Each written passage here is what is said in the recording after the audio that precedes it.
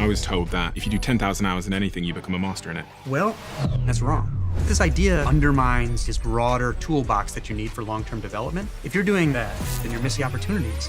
David Epstein is a New York Times best-selling author whose infamous work challenges the conventional wisdom about specialization, productivity, and what it takes to become successful.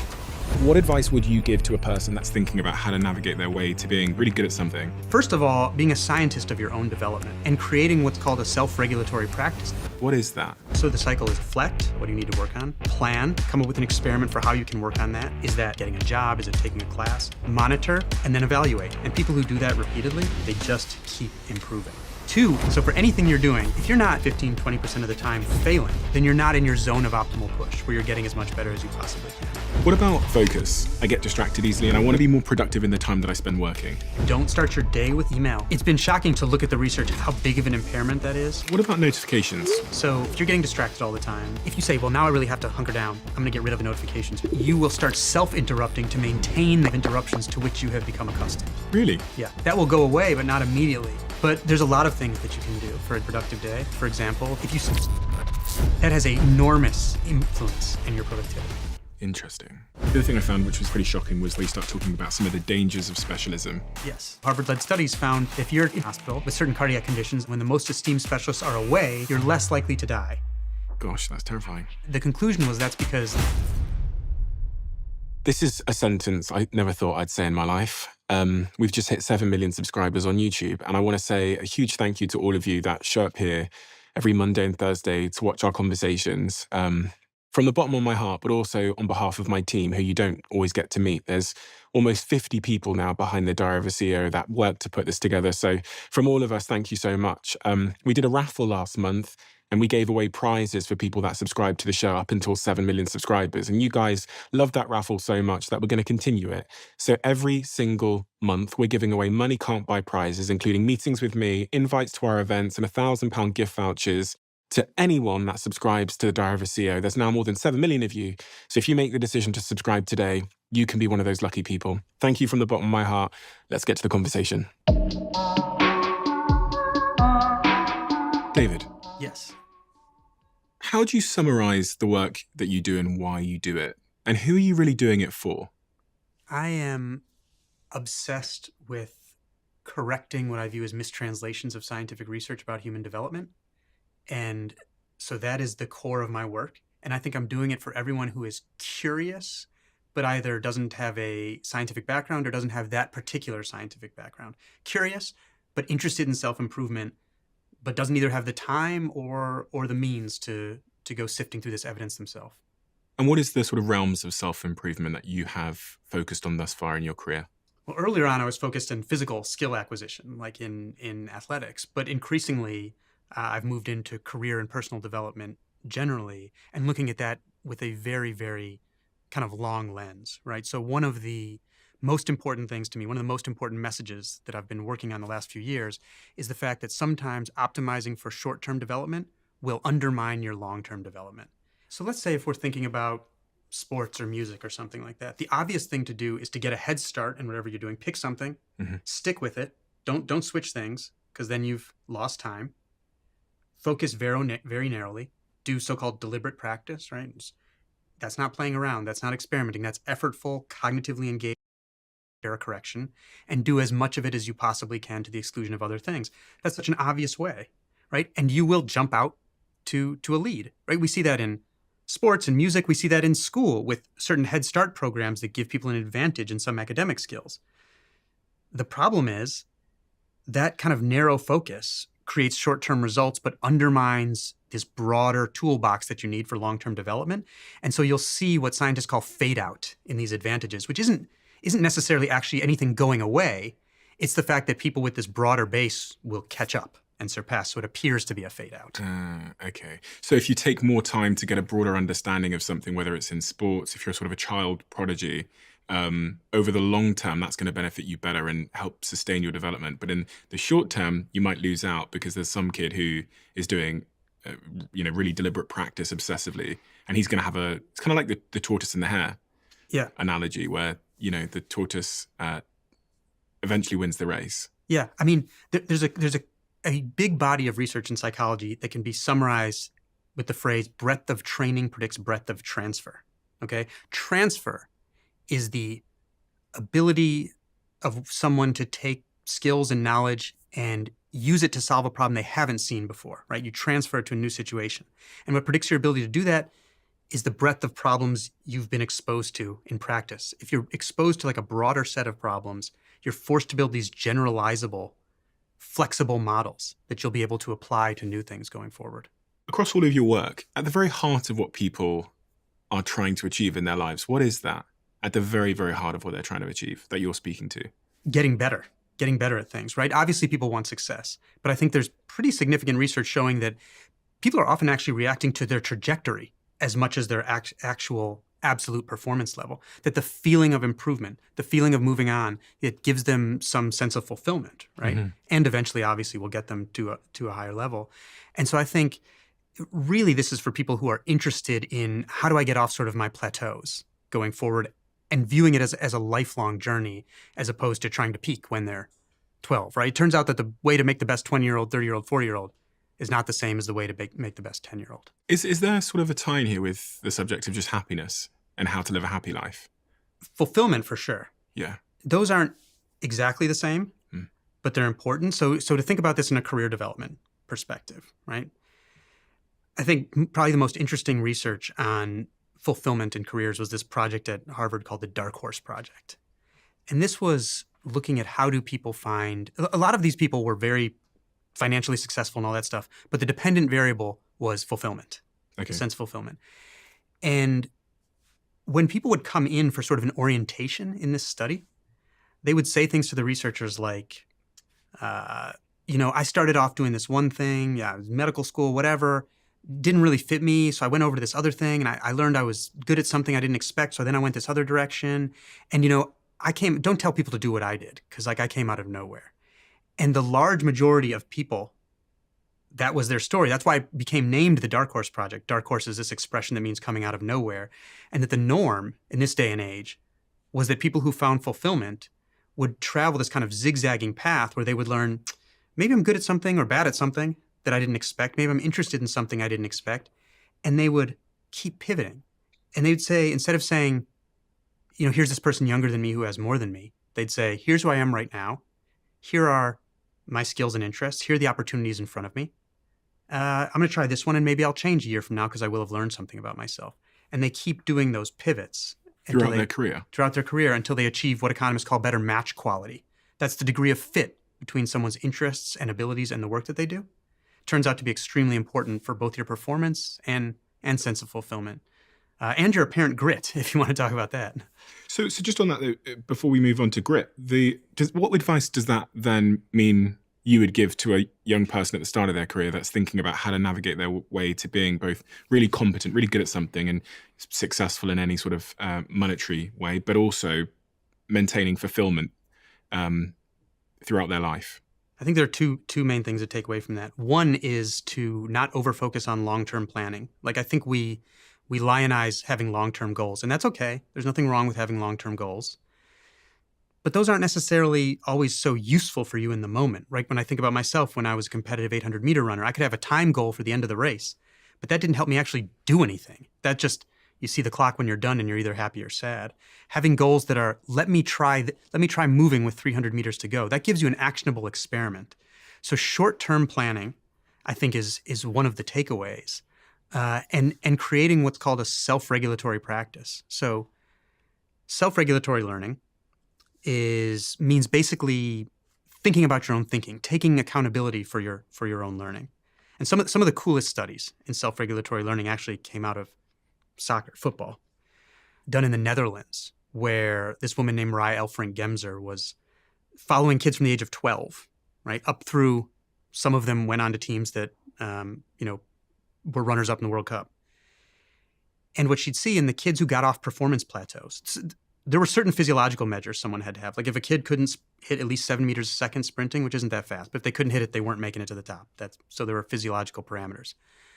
But also the kids who would get off performance plateaus were the ones where if you look at them in video when they're younger, they're saying, going to the trainer like, why are we doing this drill? I think I can do this already. Like, I think I need to work on this other thing. And sometimes a trainer might be like, oh man, just get back in line, But these are the kids that are thinking about what they need to work on, what they're good at. They're making this cycle. The self-regulatory cycle is reflect. What are you good or bad at? What do you need to work on? How do you need to do that? Plan. Come up with an experiment for how you can work on that. Monitor, a way to try to measure whether objectively or subjectively. And then evaluate. Did that experiment that I ran work in making me better at this thing or not? And people who do that repeatedly, they just keep improving. And I think that's what the dark horses are doing in their careers. They're saying, I'm reflecting on what I've got. I'm planning a way to test something that'll fit me. I monitor it, maybe subjectively, maybe objectively. And then I evaluate what that tells me to do for the next step. And you just get better and better and better over time. So if say I'm in my early 20s in my career, how do I take that and then implement that within my life to make sure that I'm going to get to the World Cup, metaphorically speaking? Yeah. So, and there's something interesting about the 20s that I think is worth saying, which is there's this finding in psychology called the end of history illusion. And this is the finding that we always underestimate how much we will change. What we think we're good at, what we think we're bad at, how we want to spend our time, what we prioritize in friends, etc. Mm-hmm. And at every step in life, people underestimate how much they'll change in the future. Change continues for your whole life. It does slow down. So we're constantly works in progress, claiming to be finished, constantly through life. The fastest time of personality change is about 18 to about 28. When you're telling, but it never stops, but that's about the fastest time when we're telling people, hey, now you have to have it figured out, right? And that's when they're changing like crazy. And so I think it's even more important to have this self-regulatory practice. In a journal, I would say, I do it. These questions can be basic. What am I trying to do? Why? What do I need to learn to do it? Who do I need to help me learn that? How am I going to make sure that person is there to help me? What experiment can I set up to try it? And then come back and evaluate the experiment and pick a next one. Being a scientist of your own development, I think it's counterintuitive because you would think that we would just internalize this stuff just from doing things. Mm. But the science is pretty clear that we don't get everything we can out of our experiences from a learning perspective unless we're doing it more explicitly. So I would recommend for someone in their 20s to start this self-regulatory practice. What got you into the work that you do and how do you define your profession? Okay, so in my past life, I was training to be a scientist, environmental scientist. I was like living up in the Arctic studying the carbon cycle like in a tent. And I had been a competitive runner. I had a training partner who was one of the top-ranked guys in the 800 meters in his age group in the country. First family of Jamaican immigrants, was going to be the first one to graduate college, dropped dead a few steps after a race.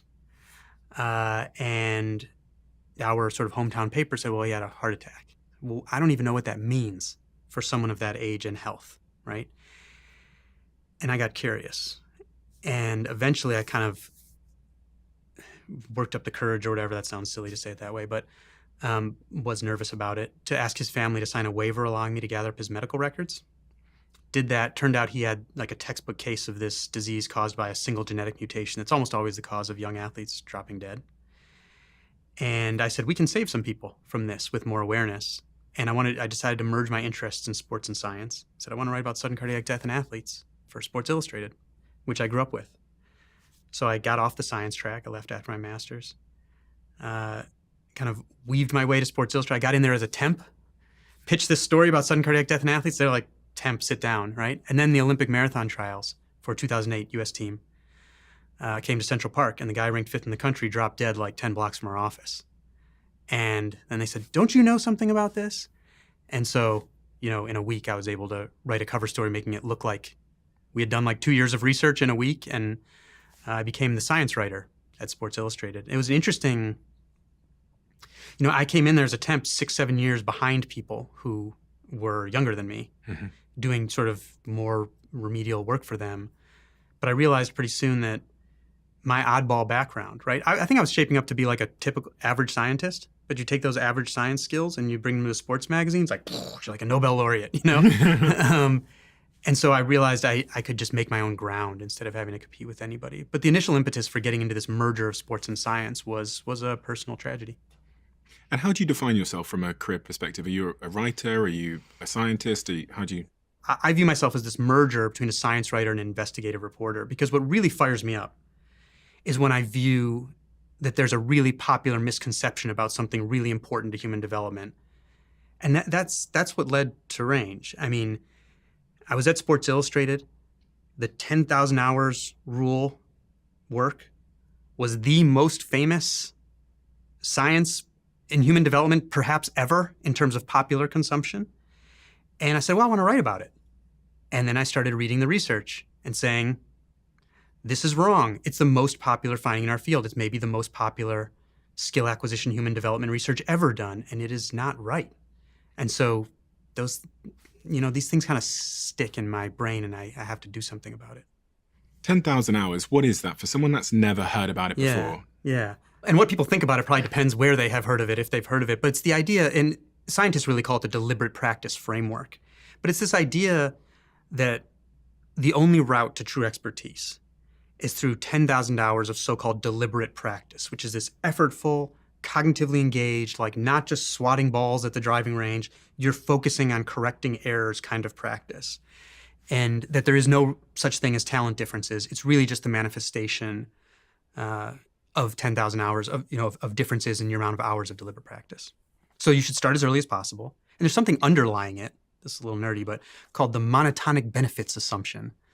I know scientists not going to win any marketing competitions, but that basically means that the idea that two people at the same level of performance will progress the same amount for the same unit of deliberate practice. Mm-hmm.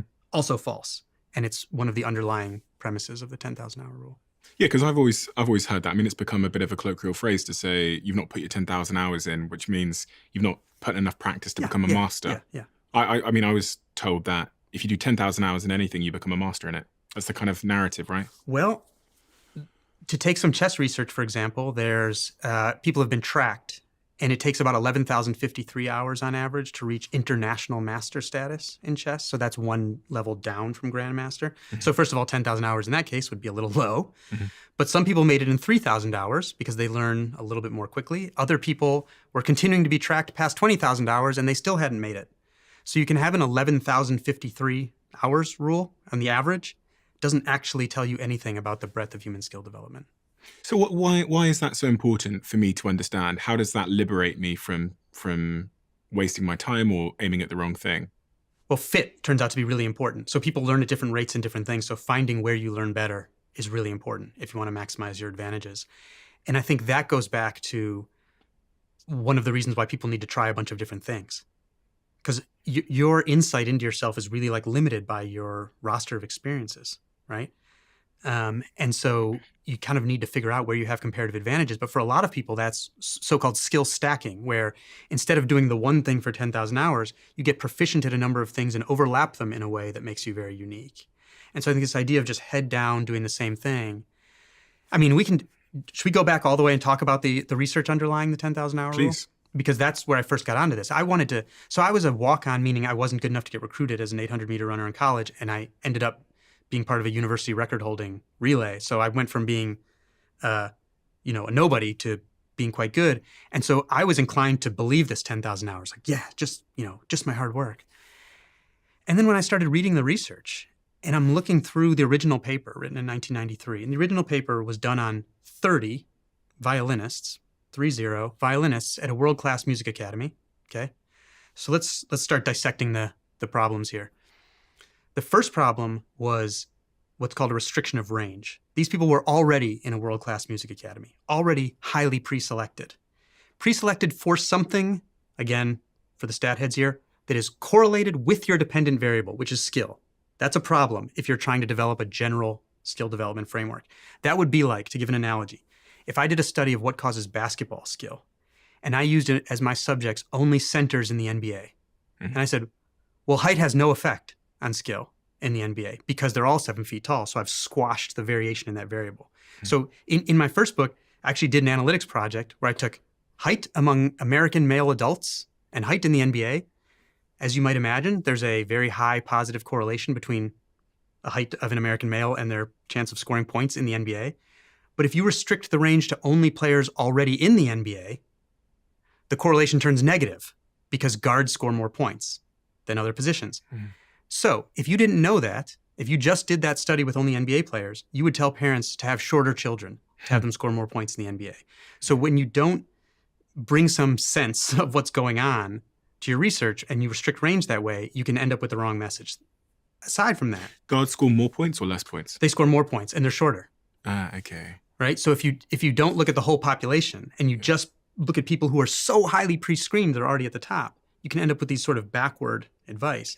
The other issue that caught my eye when I first read the study was that they only reported the average. 10,000 hours was the average number of hours of deliberate practice by the 10 best violinists by the age of 20. And then there was a second group and a lower group, and they said there was complete correspondence, meaning nobody who had practiced fewer hours was better than anyone who had practiced more hours. But they only included the average, so I couldn't tell that. So I said, oh, I would like to know if that's true.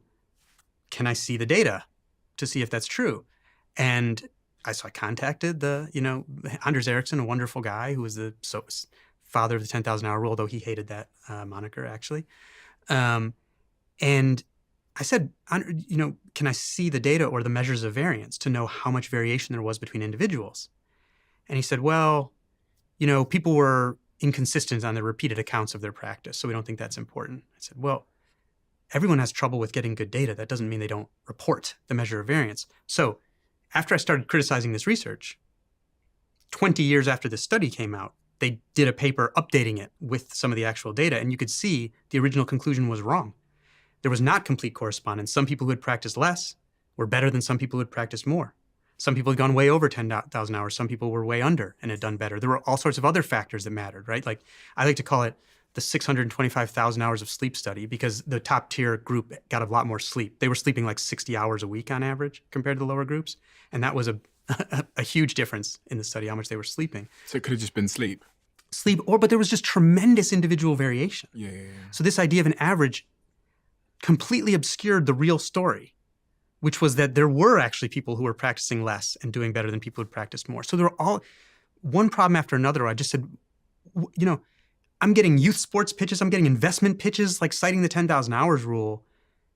It's not right. And it's giving the wrong impression of how humans develop. And this idea that you need to just pick something and stick with it, and that sampling to try to figure out where you have your best shot is worthless. And that's wrong. And so I became kind of obsessed with getting after that. I really want to become successful in the things that I'm applying myself to in this season of my life. So whether that's podcasting or starting businesses, my business portfolio is quite varied of sort of different industries, from everything from sort of psychedelics to SpaceX to whatever it might be. And so when I was, thinking about sitting down with you today, I thought maybe I'll just tell him where I'm trying to get to in my life. I'm a 30-year-old man, so I'm not in the early phases of my career. Does that mean, for example, that I can't make ground now? What phase of your career are you in? I don't know, because I had this 18 to 28 thing, so I thought maybe I'm a little bit more rigid in. There was research a few years ago from MIT and Northwestern and the U.S. Census Bureau that found the average age of a founder of a fast-growing tech startup, top 1 in 10,000. Guess what the average age was on the day of founding? Guess. 25? 45. And a 50-year-old had a better chance than a 30-year-old.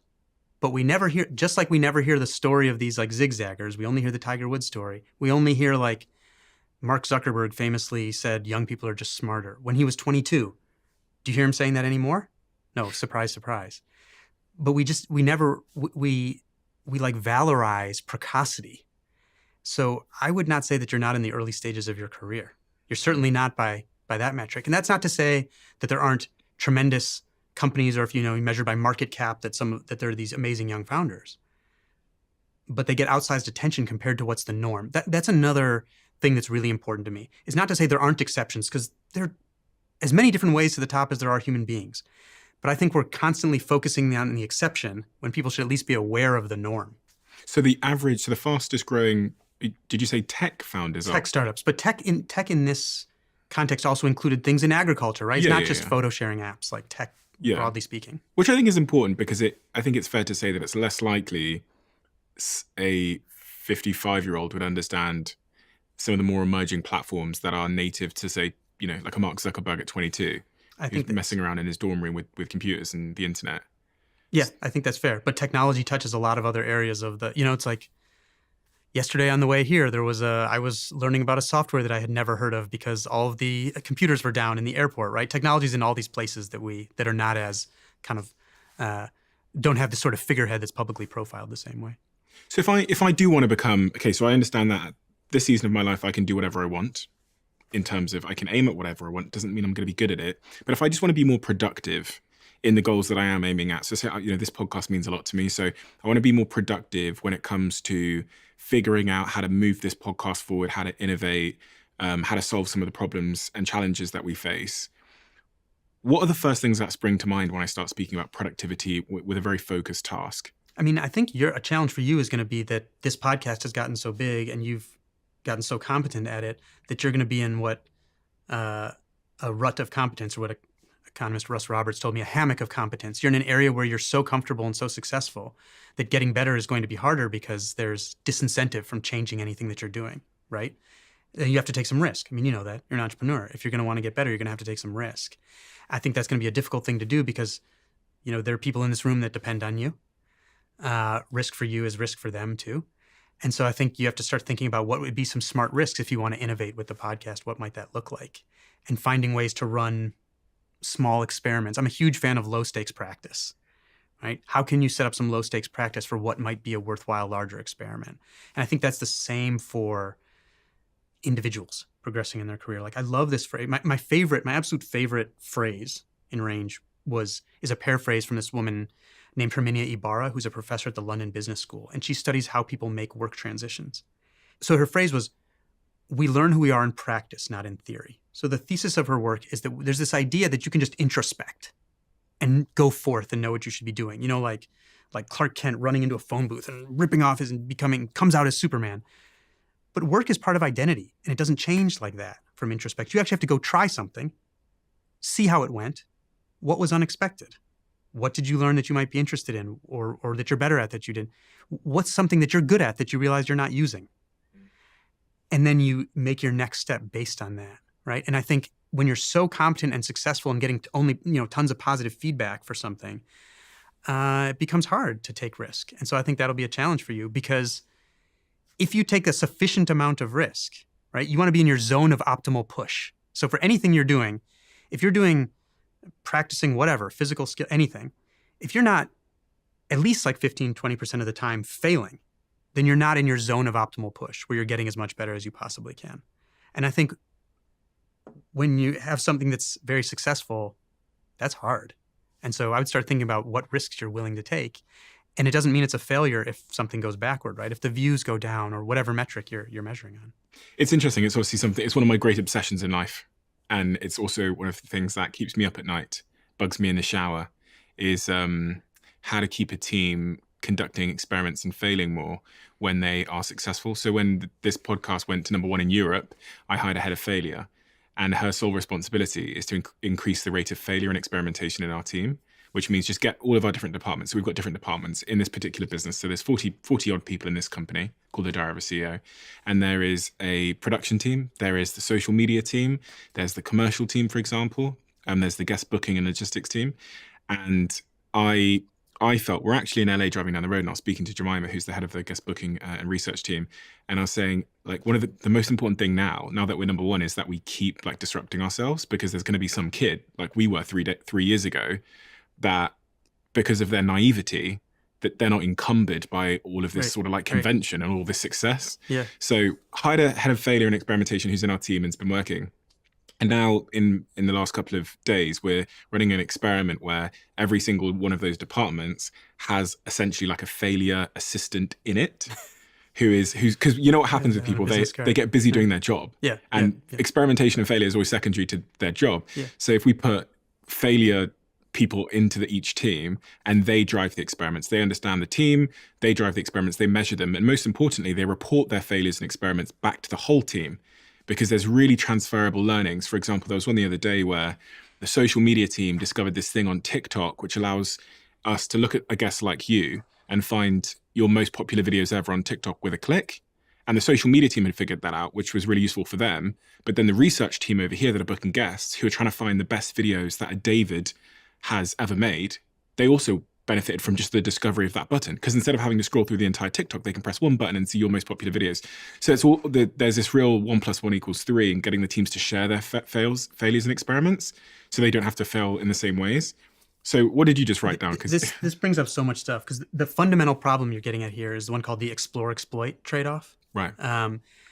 And so explore is what it sounds like, looking for new knowledge or new things that you can do that'll add value. Exploit is taking stuff you're already good at that you already know and drilling down on it. And this is like the fundamental challenge for people in organizations that get good is once they find something they're really good at and they drill down in it, they tend to ditch explore mode, Yeah. right? And balancing that explore, exploit, and there's all these, of course, these like famous business cases like Kodak invents the digital camera and scuttles it because they're like, why would we disrupt our own business? But there was this fascinating work led by a guy named Dashan Wong at Northwestern, who does like, people will do career development studies looking at 20 people and he'll look at 20,000 people, so his work's just fascinating. And what he saw in this work with his colleagues was that people tend to have hot streaks in their careers. Their best work tends to come in clusters. Most people will only have one. Some people will have more than one if they're lucky. And reliably, what precedes a hot streak, he was looking at, I think it was like 26,000 like film directors, artists, scientists. Reliably, what precedes a hot streak is a period of exploration where they're trying these different styles. They're going broad. They're keeping a smaller team so they can be nimble. They're moving between teams. And then they find something and they drill into it. And if they're going to have another hot streak, they do it again. They zoom back out. And they go to this explore, explore, explore, and then exploit. So they toggle between these modes instead of staying just in one. But the clear message of his work is that exploration precedes a hot streak. And if you don't do the exploration, you just settle into exploit at sort of a middling level, then you're kind of sacrificing your hot streak. So that was one of the things that came up for me. The other thing was this, you got to something, this idea of people not only doing things that might fail, and I think that's great that they have the title failure, right? Because you'll have the, Adam Grant, who I think we both know, he mentioned me once something called the hippo effect, where it's like the opinion of the highest paid person in the room, I think is the acronym, where their signaling is really important for everyone else. So if you're not just giving lip service like, yeah, failure's good, but actually giving people that title, I think that's a great signal for, you're underwriting risk. You're underwriting risk for people psychologically. And you're creating what scientists who study sort of networks, like groups of teams, call an import-export business of ideas. And this is one of the hallmarks of organizations and ecosystems that learn and adapt to a changing world. And the import-export business of ideas means you need to have information flowing through an organization. You need to have people doing different things, maybe people even moving teams here and there. So I always think of the engineer, Bill Gore, who created the company, or founded the company that created Gore-Tex. And he fashioned the company based on his observation that organizations often do their most impactful work in times of crisis because the disciplinary boundaries go out the window and people start, what can I learn from my neighbor, and working together. Or as he liked to say, real communication happens in the carpool, which I think is a funny saying, but I worry about that with more hybrid and remote work, where you can't necessarily just rely on serendipity for people to be sharing these ideas in this informal way. And so I actually think we have to be a lot more thoughtful about setting up our own import-export business of ideas internally, and it sounds to me like that's what you're doing.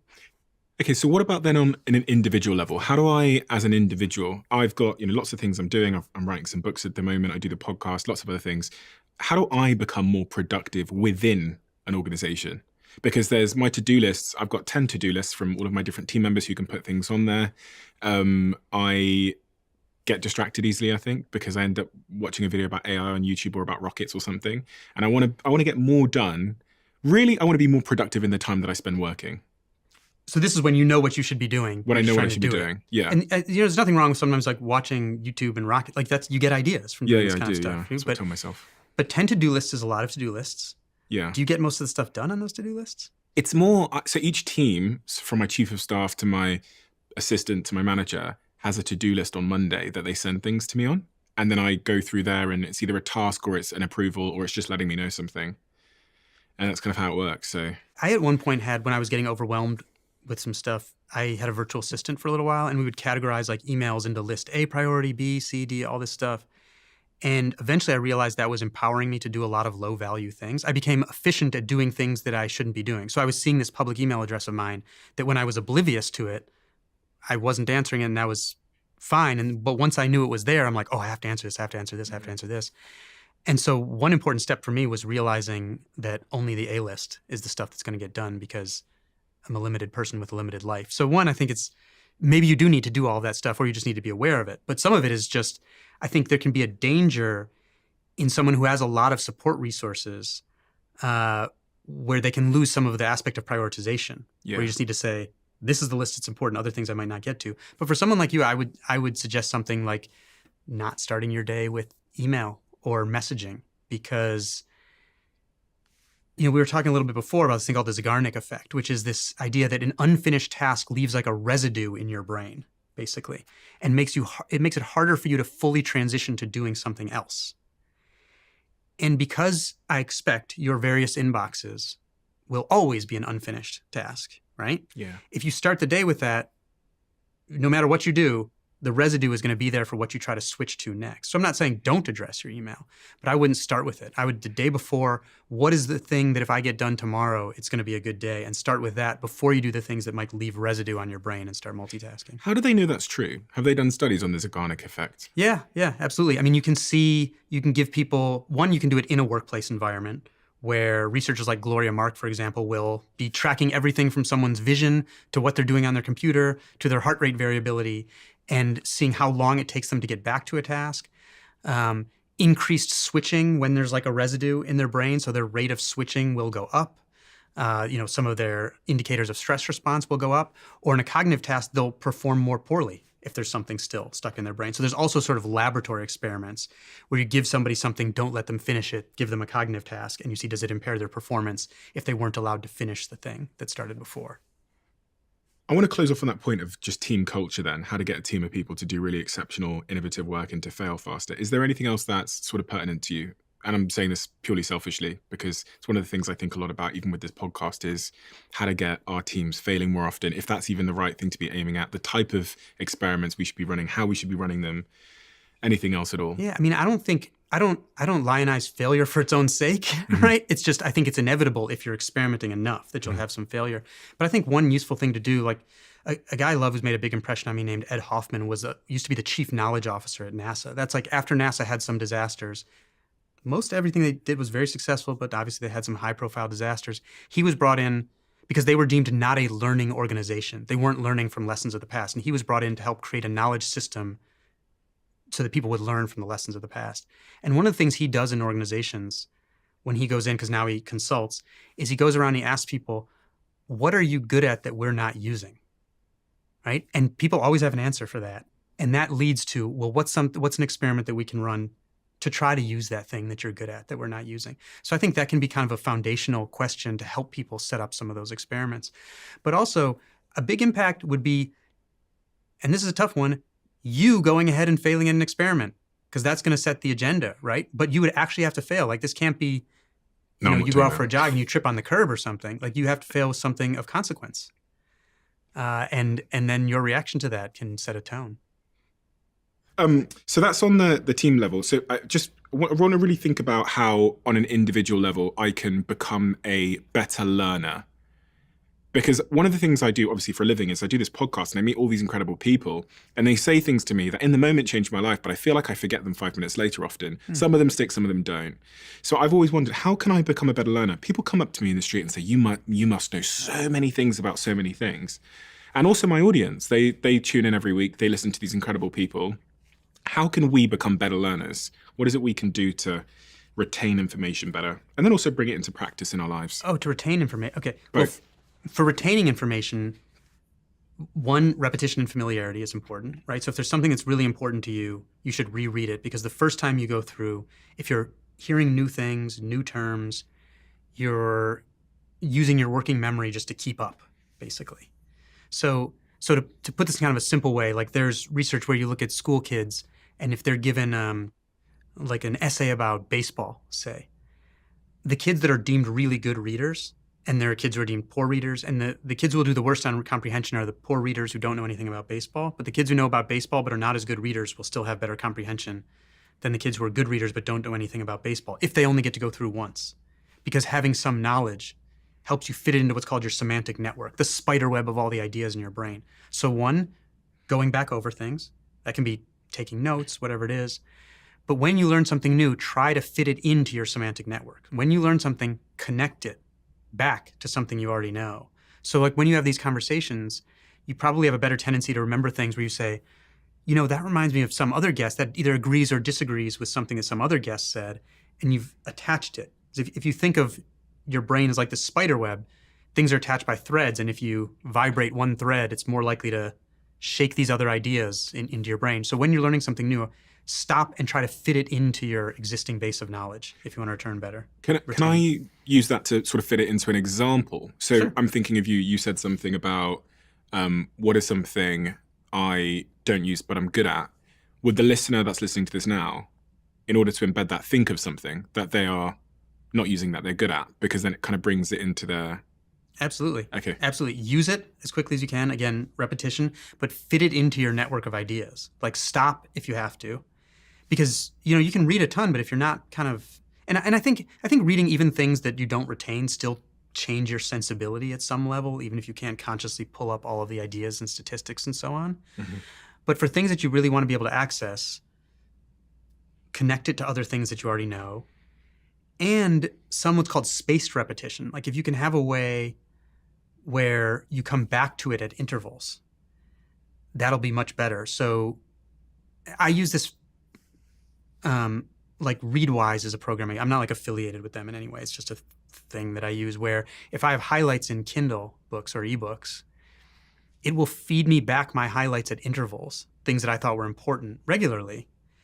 And that's taking advantage of what's called spaced repetition, where if you want to actually leave a space almost to the point of forgetting something, and then if it's brought up again, you're embedding it better in long-term memory. So this is for learning anything, spaced repetition, language learning, all this kinds of stuff. So you would think that you should just repeat a thing a million times as soon as you have it, and that's the best way to grapple onto it. That's not the most efficient use of time. It's actually to space it out. And quizzing yourself is a great way to retain. So there's something called the generation effect, which is if you have to do highlighting versus flashcards, flashcard quizzing is much better. The generation effect is being forced to come up with an answer primes, even if it's wrong, in fact, sometimes especially if it's wrong, primes your brain to then retain the right answer. It's actually something called the hypercorrection effect, where if you're really wrong about an answer, you're much more likely to remember the right answer once it's given to you. So if you're looking up a piece of information, I suggest you guess what it's going to be before you get the answer. It doesn't matter if you're right or wrong. It might feel bad to be wrong, but it doesn't matter. You'll better retain it when you see the right answer. But if I'm wrong, then I guess I'm more shocked. So there's even more retention of that new answer. It's salient. This is one of this kind of quizzing where it feels hard because you should do it before you know the answer.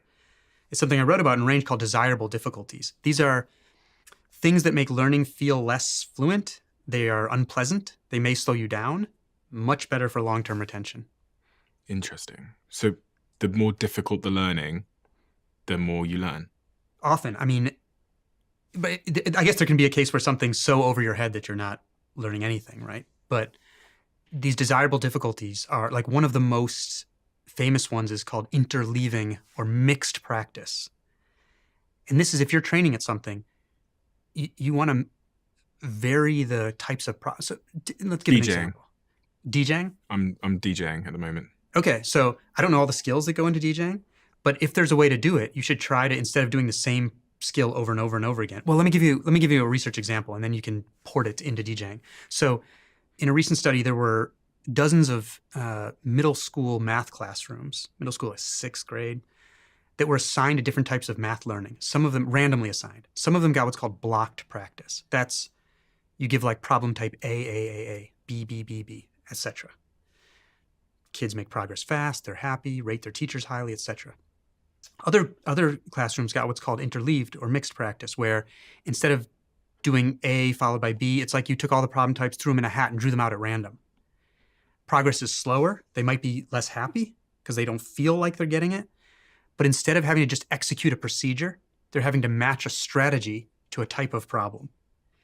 And when the test came along, where everyone has to transfer to new problems, the interleaved group blew the block practice group away. It was like, the effect size was like taking a kid from the 50th percentile and moving them to the 80th, just by arranging the practice in a way that made it more difficult. What's going on there? It seems to be, and this works for physical learning as well. I think this is one of the reasons why, you can get into this if you want, why futsal is, like, why like 90% of the best footballers grow up on futsal instead of like playing on full-size pitch. is that it forces you to, instead of doing using procedures knowledge, which is you learn how to execute this procedure over and over, you're doing making connections knowledge, which is identifying the structure of a problem and figuring out how to match a strategy to it. And so you're building this like mental template instead of just an ability to execute, this like flexible template that can be applied going forward. So you're getting like a broader context of the challenge versus a very narrow solution perspective to how the challenge is solved. You're kind of understanding it from a deeper level, from different sides. And you're building this generalizable model in your head of how to approach it. I mean, my favorite, and I'd be the only person to say this, but my favorite study that went into range was this one, the one that surprised me the most, I guess, was this one that was done at the United States Air Force Academy, which is this amazing place for experiments because they get 1,000 new students every year. Those students are randomized to math classes that all have the same test and same grading and everything. Then they are re-randomized the next year and re-randomized again. So you can get these huge experiments randomizing people to math classes. And they looked at 10,000 students and found that the teachers who were the best at getting students to do well on the test in their own class, in their own intro class, right? Teacher year one has students who score highly on their test. Those students go on to underperform in the subsequent classes. And teachers whose students sometimes rated them poorly because they thought it was hard, don't do as well on the test the first year, overperform in subsequent classes. And the difference is the way to get someone to do really well in the test is to teach this very narrow body of knowledge that they'll have to execute at the test. The best way to prepare them for math learning is to give them this much broader connection of ideas that will serve them later on. So again, this is like, to me, the theme on every page of Range that would have made a crappy subtitle is sometimes what seems the best in the short term will undermine long-term development. The tricky thing with that, as you say, is I think about all the areas and industries that I'm playing in now. So I go, do I have the time to go broad? Like if I'm learning to DJ at the moment, and at the moment, I'm just trying to figure out what these fucking buttons do. Yeah. You know what I mean? Like there's all these buttons, I'm trying to press them in the right order.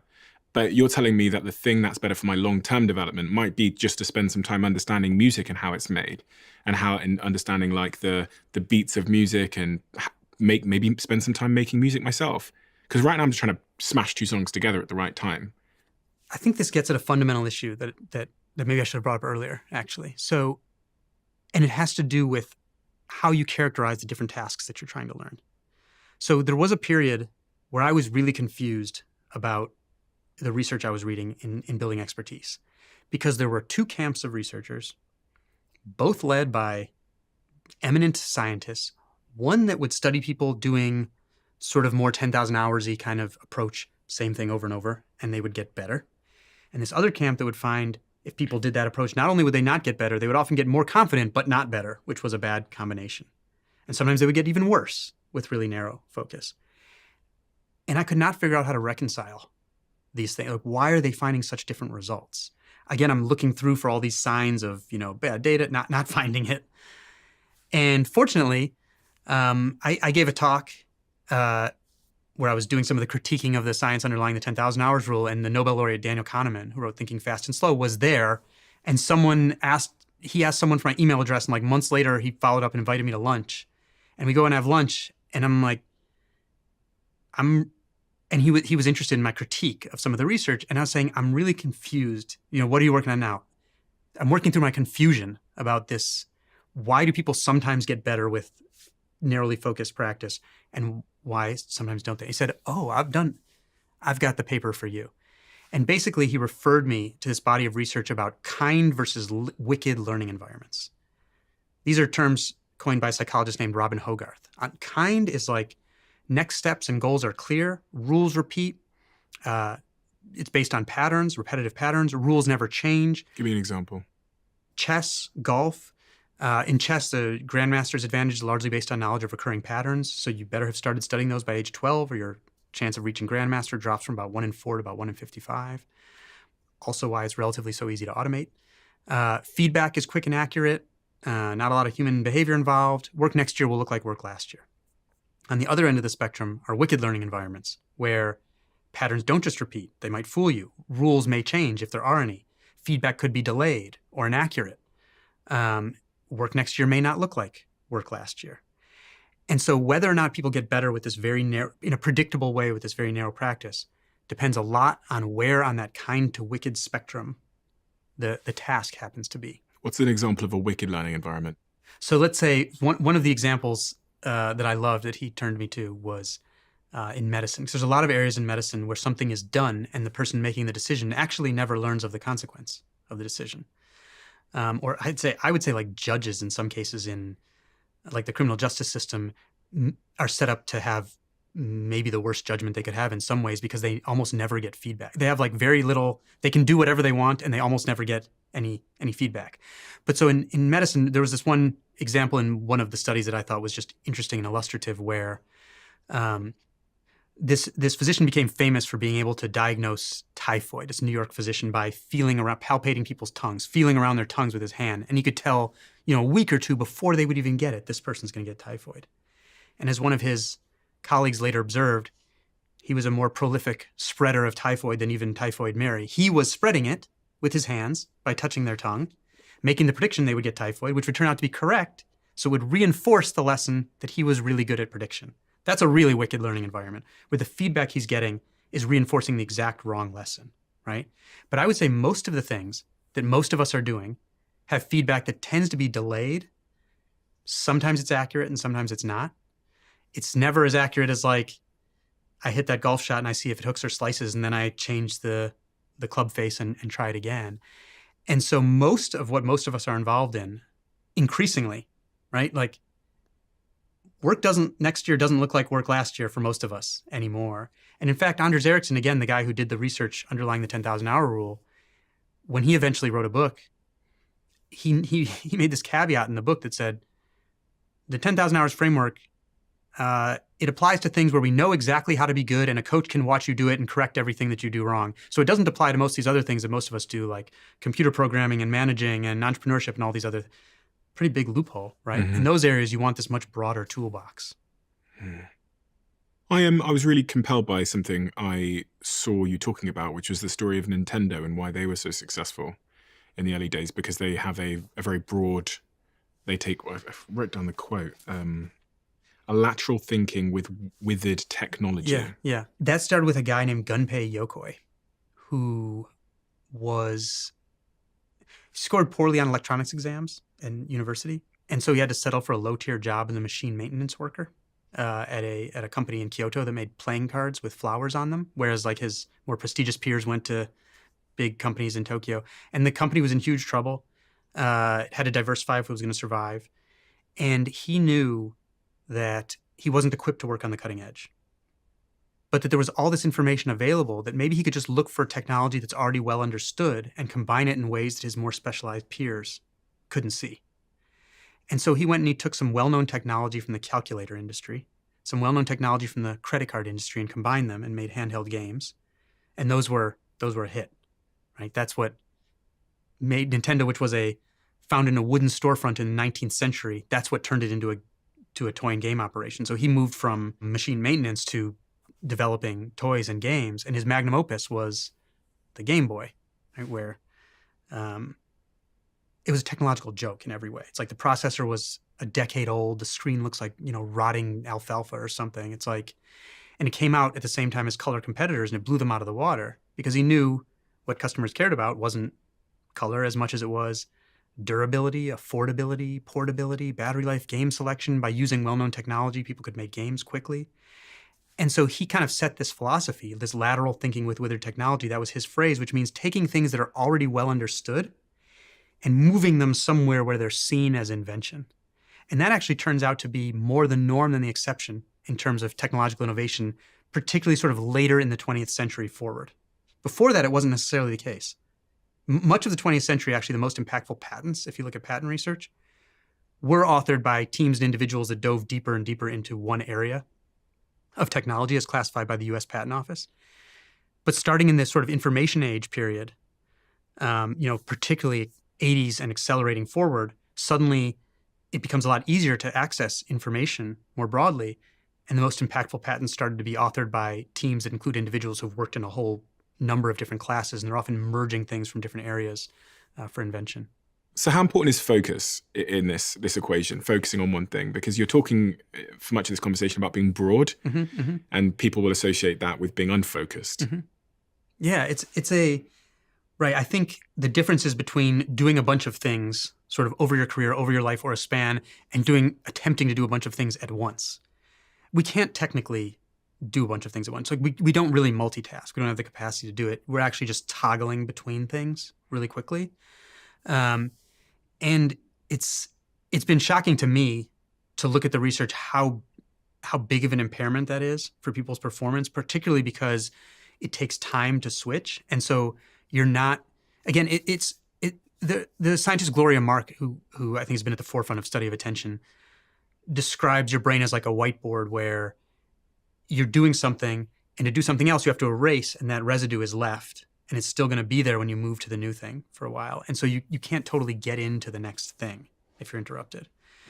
And it impairs your performance, and it's stressful. That's been the most surprising part to me, is that when people heart rate variability is measured and some immune parameters, that when people switch a lot, like if you just saw how many times people switched their task, email to this other thing, to some notification over a day, you'd have a pretty good bet at predicting their stress level and their performance level over the day. Really? Yeah.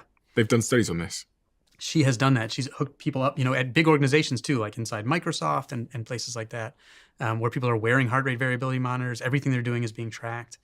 In the old days, she was like sitting behind people with a stopwatch, but technology obviously progressed from then. And I think that's a surprising aspect of it. One of the reasons that email makes people so stressed is because it leads them to do this like I think in one of her studies, people were checking email, office workers were checking email an average of 77 times a day. That's a lot of switching when you're switching in and out of email. And that just turns out to be a stressful thing because there's switching actually takes place in two kind of phases where the first phase is shutting down what you are doing. And the next phase is activating the rules for the next task. So even if you kind of think you're doing the same thing, like you're working on focused writing, but you're also in a Slack channel or something with a friend or colleague, those are both writing, but they're not the same style of writing. And so you're still having to activate different cognitive rules, and that comes with a switching cost. So if I can do something about it, what should I do to make sure that I'm both happy, more productive and healthier? I would, again, not start your day with something that is inherently a multitask. So if you cannot start with email, I would not start with it because I view that, at least for me, as something that will start the day with multitasking and will always feel unfinished, like never feel like it's finished.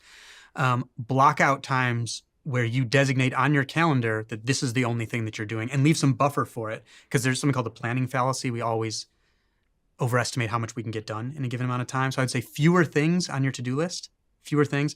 And on the top, maybe even just one thing that's, if I get this done, this was a good productive day. Focus on that thing, pay yourself first, do the important thing first, and really try to have when you're trying to be focused. It's important to mingle with people and exchange ideas when that's what you want to do. But when you really have to be focused, to try to be in a place that's as distraction-free as possible. And unfortunately, that includes even, turning down or off music, even though it's pleasant and can help your affect and can motivate, but it also does have an impairment on cognitive function because you are paying attention to it to some degree. So don't listen to music while I'm doing my work. I mean, that's hard to say because I do it sometimes too, because it can have an energizing effect or it can have a calming effect, and those are good, but it does take up brain space. So you have to balance those. How do they know it takes up brain space? You can see how people perform on tasks when the music is on and when the music is off. And it's not as big a deal if the music is very familiar, where you're kind of like, it's not novel, so you're not attending to it the same way. But, when I'm trying to be super focused now, I'll turn the music off. But if I feel my sort of motivation waning, then maybe I'll tune it back on. But I want to use it deliberately instead of just having it in the background all the time because it takes up little space. If it's real noise, like decibels is a logarithmic scale, so small differences are actually a big deal. But if you go from, I think it's like maybe 70 to 80 decibels, that's like the difference of going from a washing machine to a vacuum cleaner, thereabouts, in your background noise. That has a enormous influence on your cognitive ability and your productivity, like a 15% decrement in your Just because of performance. sound? Yeah. Volume, sorry. Because you attend to it. That's how our brain,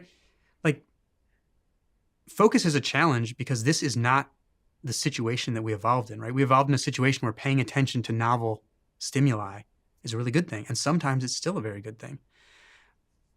but it's at odds with a lot of these modern things that we're trying to do that are pretty new tasks for people. What about instrumental music? Because I tend to find that if I'm listening to music that has lyrics in it, then I find it quite distracting when I'm trying to do some work, specifically writing work or reading work. So when I'm researching guests for the podcast, like I was today in my hotel room, I had a song playing. It was a rap song, and I could feel my brain subtly jumping from the screen that I was reading to the rap lyrics, to the screen, to the rap lyrics, almost like just oscillating between the two. Yeah. And I thought, you got to turn that off because you're not reading. I turned it off and I really made progress.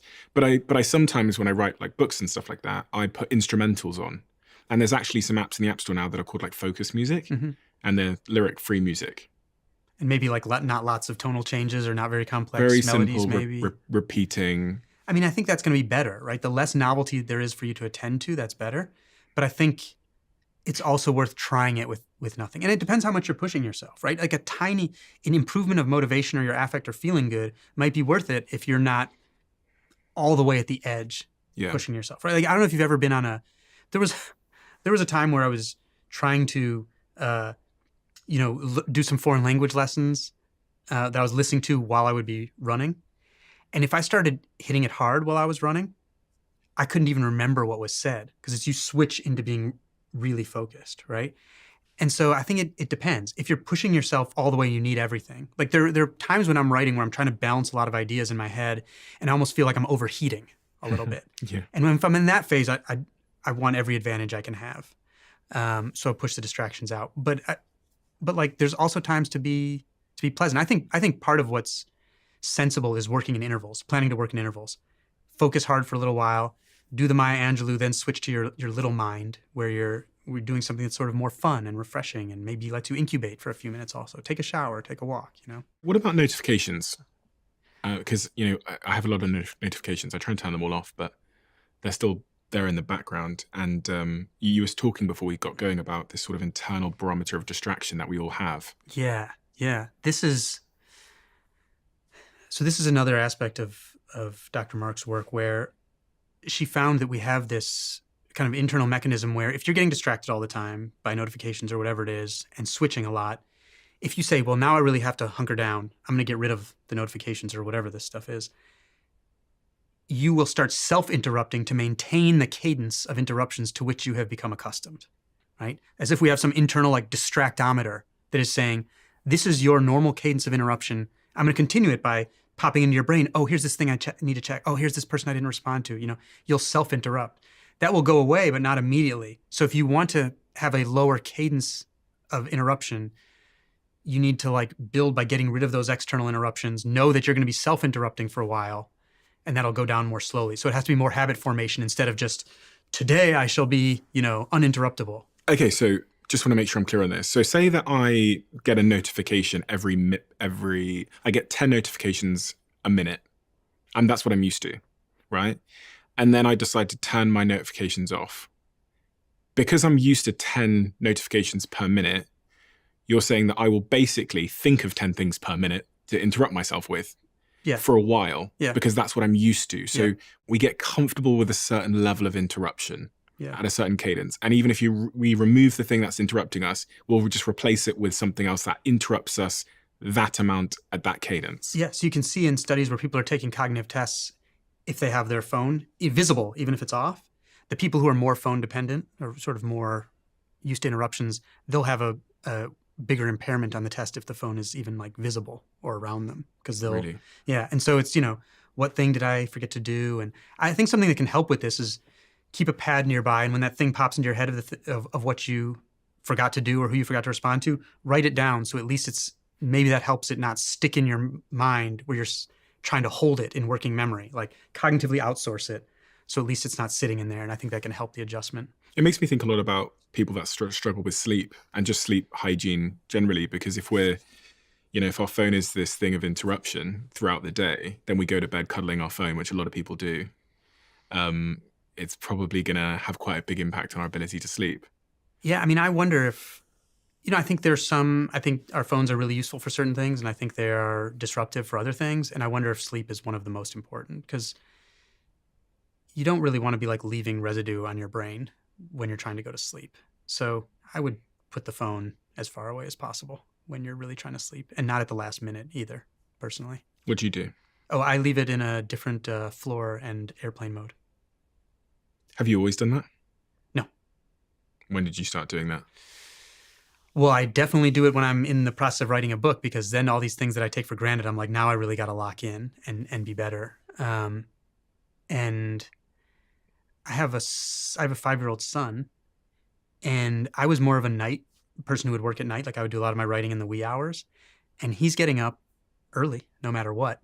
And so I realized that I had to start being a lot more efficient about some of my schedule, and started thinking a lot more about having it be dark, having it be quiet, having it be cool, not having the phone around.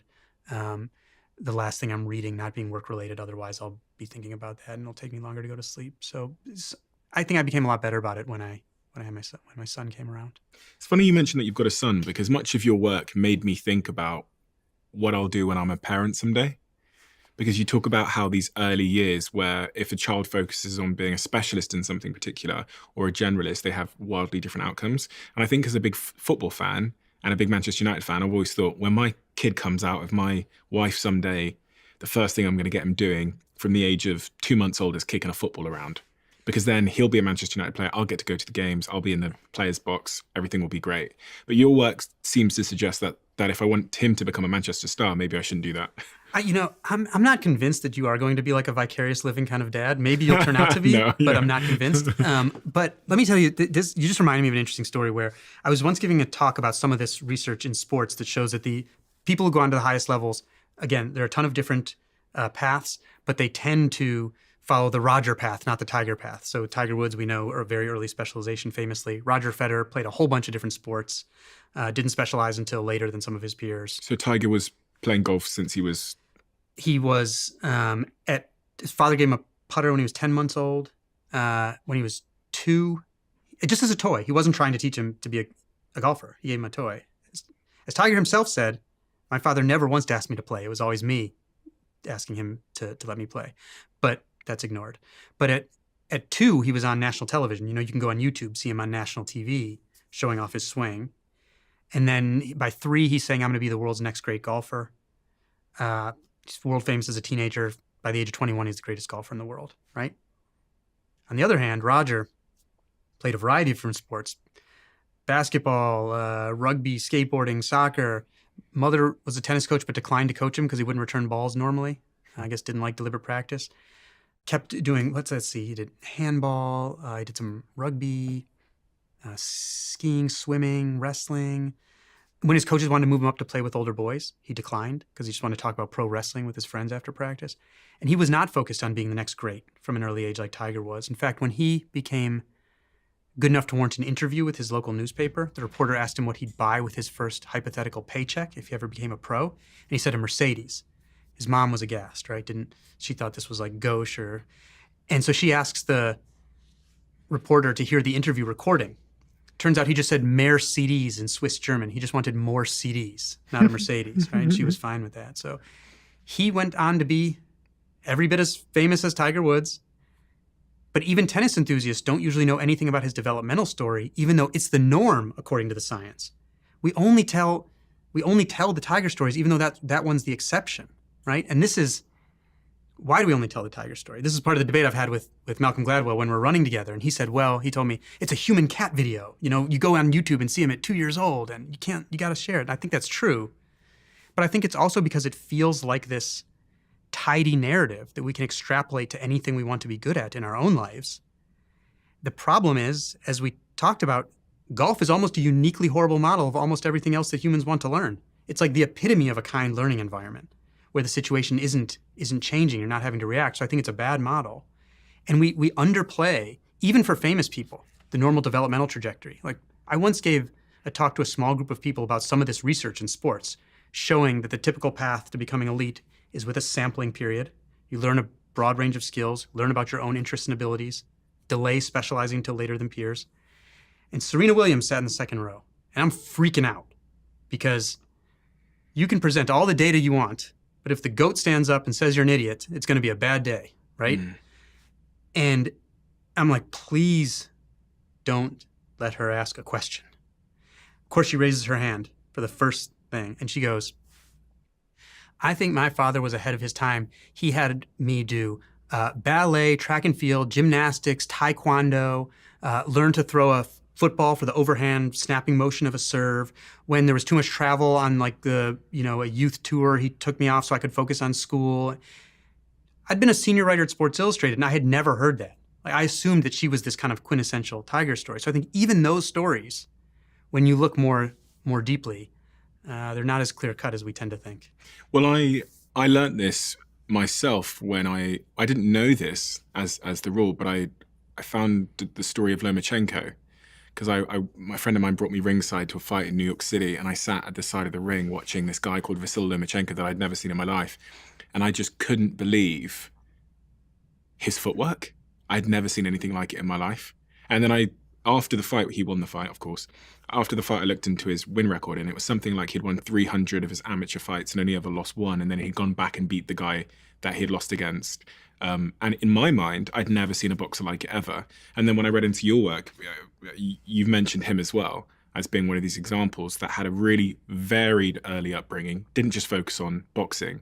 And that's ultimately what made his skill stack so unusual, and therefore probably what made him the best. His story surprised even me, where he took several years off to learn dance. I mean, I wouldn't usually expect someone to take years off. It's just sort of do things in those same years. So that was amazing. But his father's called Anatoly, and I think it was his father that took him off into dance classes or something, and then let him go back to boxing. So for your prospective child, I wouldn't say like don't expose them to soccer. Because I think a lot of this is, I think there's a few things going. There are three buckets of things going on with why this delayed specialization works in sports. One is match quality. Again, the degree of fit between who you are and what you do. Is that about passion, like what you're passionate about?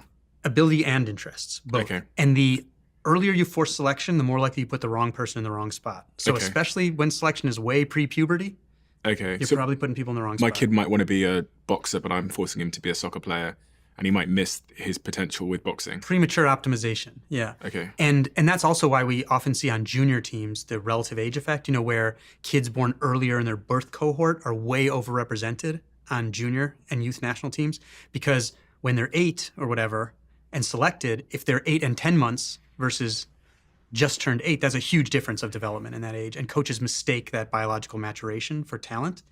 And so youth teams are overloaded with kids born early in their youth cohort. And also in school, especially boys, if they're younger in their age cohort, are much more likely to get diagnosed with ADHD, but they're just acting like the younger boys that they are. Okay. And then that disappears at the top level. So it's not a good thing. So there's the relative age effect, that's one, or premature, choosing. There's injury, which is we now see a lot of adult style overuse injuries in kids, and the main predictor of that is 9 months a year of one sport and one sport only. So this isn't about less sports. There seems to be a protective effect of diversifying that is separate from just doing less, but actually, balancing yourself out in some way. But then there's a skill learning advantage where it's similar to language, where, kids who grow up with multiple languages, they will often show a little delay in some of their language skills, but that delay is totally wiped out in the long run. And they have an advantage for subsequently learning other languages. It looks very similar in a lot of these skills where if you're diversifying, there may be some delay, but you have an advantage for picking up other skills later on. And I don't think this is about whether you're putting on a basketball jersey or a football jersey. I think it's about variability in your problem solving, which is why I think so many of the great footballers grew up on futsal, where... What's futsal? It's futsal's with a small ball, soccer-like game with a small ball. I think the Brazilian name is like futebol de salão, which it means like football in a room. Small ball stays on the ground, played in a small space. And kids will be playing on, cobblestones one day and concrete the next day. And it's like in a phone booth, at hyperspeed. And so there's no one's drifting down the field. And everyone's having to judge, even if you don't have the ball, pick up on body movements to try to anticipate what's coming next. And the touches are about 6 times as frequent as in full-scale football. And so I think it engenders a lot more of this sort of variability than does just sort of the full-scale game. It makes your reactions a lot faster as well. You have to make decisions faster with the ball because be cool you don't under have enough pressure. space. Yeah. It's funny when you're talking about the Tiger example and why people broadcast that story more than they broadcast what you consider to be the average, which is just people having this varied upbringing and then eventually finding one thing and taking it forward. It made me think that, from my experience, people broadcast that, they basically broadcast anything that's the exception because it's the exception. So the story of, Tiger Woods is one example, but on the other side, with someone like Anthony Joshua, who started boxing at, I'm going to butcher this, but let's say 24, I hear that all the time because it's so unusual that he would become world champion but start at 24. And the other story that you hear all the time is like the child prodigy story of like, I don't know, a Michael Jackson or a Tiger Woods that started when they were 2. You don't hear about the person that starts at like 15. Right. Because it's not interesting. Right. Because it's the norm. Right. Or who ramps up in sort of a normal way. If they started, because early exposure is great. Yeah. Early exposure is good. But yeah, and it's a little more equivocal, right? It's less of a prescription also. Like, so when someone starts late, we think they defied the odds. This is amazing. And when someone starts early, that's a very easy example to emulate. And so I think a lot of it is about that ease. We referenced the word match quality, but also we talked about passion a little bit, which kind of is one factor of match quality. A lot of people are trying to figure out what they should be aiming at in their life. And one of the most popular questions I get from young people is, how do I find my passion? How do I know what it is? Or at least, like, what's the process to finding it? And they refer to it as if it's this sort of Easter egg, and there's one of them, and they have to go find it. There's not one. And it's singular, because passion is a singular word. Yeah. No, I don't. First of all, I think losing the idea that it is, that's like the idea that there's like a single soulmate out there for you, And I mean, obviously I found my single soulmate, but for most of the rest of you, there's a lot of things you might be interested in. In fact, the more things you try, you'll probably figure out the more things that you're interested in. I was just last week spending a little time. I was at the Pentagon spending some time with a lieutenant general who helped with a program they call talent-based branching there, where they were losing a lot of the people they identified as the highest potential were leaving the Army. And they started this pilot program called talent-based branching, where instead of saying, here's your path, here's your career path, get up or out, they'd pair them with sort of a coach-like figure, and they'd have them dabble in like 5 different career paths a little bit, reflect on it with their coach, take some tests. How did this fit you? They have to keep track of the reflections in an online portal. Again, self-regulatory learning, got to do it explicitly. And in that process, 90% of the Army cadets who went through that process changed their career preference. 90%. And this is just from a little bit of dabbling, because you don't know what's out there. You don't know what the opportunities are. And that, it helped retention, so people were more likely to stay if they find better fit. This is, I think, actually one of the really important things about, and I'll circle back to passion a little bit there, but when we think about grit, right, which everyone thinks of as, I think about this, and the reason that the Army made me think about it, my semantic network, is that the most famous grit research was done at West Point at the United States Military Academy by Angela Duckworth and her colleagues. And it found that the grit survey is a 12-question survey. Half the points are awarded for consistency of interests, not changing what you're interested in, and half the points for persistence of effort or perseverance.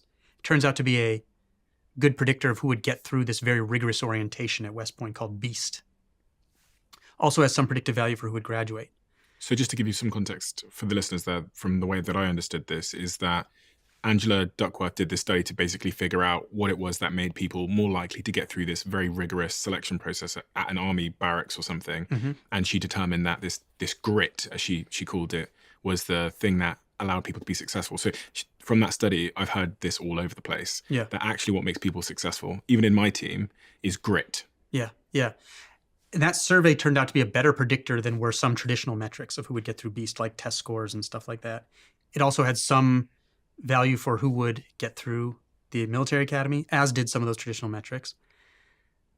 But tons of those, like since about the mid-1990s, those very gritty cadets at West Point almost half of them have been quitting almost on the day that they are allowed. They have a 5-year active duty service commitment after they graduate, and almost half of them have been quitting.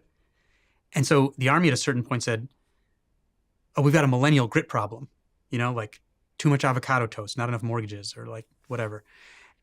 And then some scientists who were also officers decided to study the problem, and they said, we haven't gotten a grit problem overnight. We've got a match quality problem, right? When the Army looked like the rest of the economy, where it was more up or out and you faced the same kind of problems year over year, and you could have a period of training followed by a period of working, doing similar things, lateral mobility was limited. that was fine. It just mimicked the rest of the economy. Then you move into this, whatever you want to call it, knowledge, creativity, information economy. And people who can engage in creative problem solving and knowledge creation have tremendous lateral mobility. They have lots of opportunities. These young people are learning things about themselves in their early 20s, and they have no agency over career switching to match it, so they were just quitting. Right? When the Army first didn't realize this, so they threw retention bonuses at people. And the ones who were going to stay took it. The ones who were going to leave left anyway. $500 million. Taxpayer money didn't fix the problem. But what I think it shows is that how limited your insight into what you might want to do is based on the things that you've tried. Again, Herminia Ibarra's, we learn who we are in practice, not in theory. And so I think the biggest problem for young people is if they're sitting around introspecting to try to figure out what their passion is. Go and try something. It's almost certainly not going to be the first thing. It may be. You may get lucky. But it's probably not going to be the first thing. So you should get going on that experiment process and start building a model of the world so that you can understand what your options are. Because I also think the issue with passion and happiness is, again, like I was talking about, I think it was before, I can't remember everything that was before the recording started and after. But like when I used to run the 800 meters or now when I write books, if you ask me at any given moment, am I enjoying this? Am I happy about it? Am I passionate about it? Sometimes like, no, I want to throw my computer out the window. Are you crazy? But it's so engaging. It's so compelling, and it pushes me in a way to learn that I can't do just on my free time. And so I don't think we have to think about just passion. Find something that is so incredibly engaging to you, and then go from there. And engaging really is, how do you know that it's engaged? It's when you sort of drop into that flow state where nothing else seems to matter, or flow, I mean, flow is a tricky one because it's a lot easier. It shows up a lot more in people that are like surfing or painting than it does in some kinds of knowledge work. But I think when you get really engaged in something, you have a curiosity about how you can get better at it, what else you can learn next. So I think it stimulates this kind of curiosity that you don't see in people when they're just in something where they're kind of going through the motions. So you start to understand, like when I remember when my then girlfriend, now wife, it was important to me, for health, that like both of us be lifelong exercisers, for example. And the first time we moved in together, and I'm saying like, all right, we got to identify something that works for you. And I take her to a gym and drop her off, and not realizing I have, decades of learning how to do stuff in a gym that I take for granted. And then I realized, okay, I need to sort of walk this walk with her. And so we would try different things like running. She wasn't as into that. So then, try some other thing, et cetera, et cetera. And finally, she found one kind of class, and she comes home this day. We did this, and then we did this, and it was so hard. Let me show you this other thing we did. I'm like, you found your thing. And the one problem was then when we were looking at moving states, we had to be within 15 minutes of that kind of class, walking distance for any house that we were going to buy. But it's like you can see this curiosity develop when someone hits something that's so engaging that they want to understand how to be better. They want to talk to other people doing it. They get so curious about it. But you have to experiment. You have to experiment. I wish there were a way out of that. I wish you could say, this is the thing that's going to work for you. Maybe someday. With AI. Maybe, but. Highly unlikely. Highly unlikely. And AI just like changes the field that you're playing in, right? And so I think experimentation, I think it's going to be even more important as people can't expect to be doing the same thing their whole careers anymore. I mean, there are threads that they can expect to carry through, but not the same exact thing.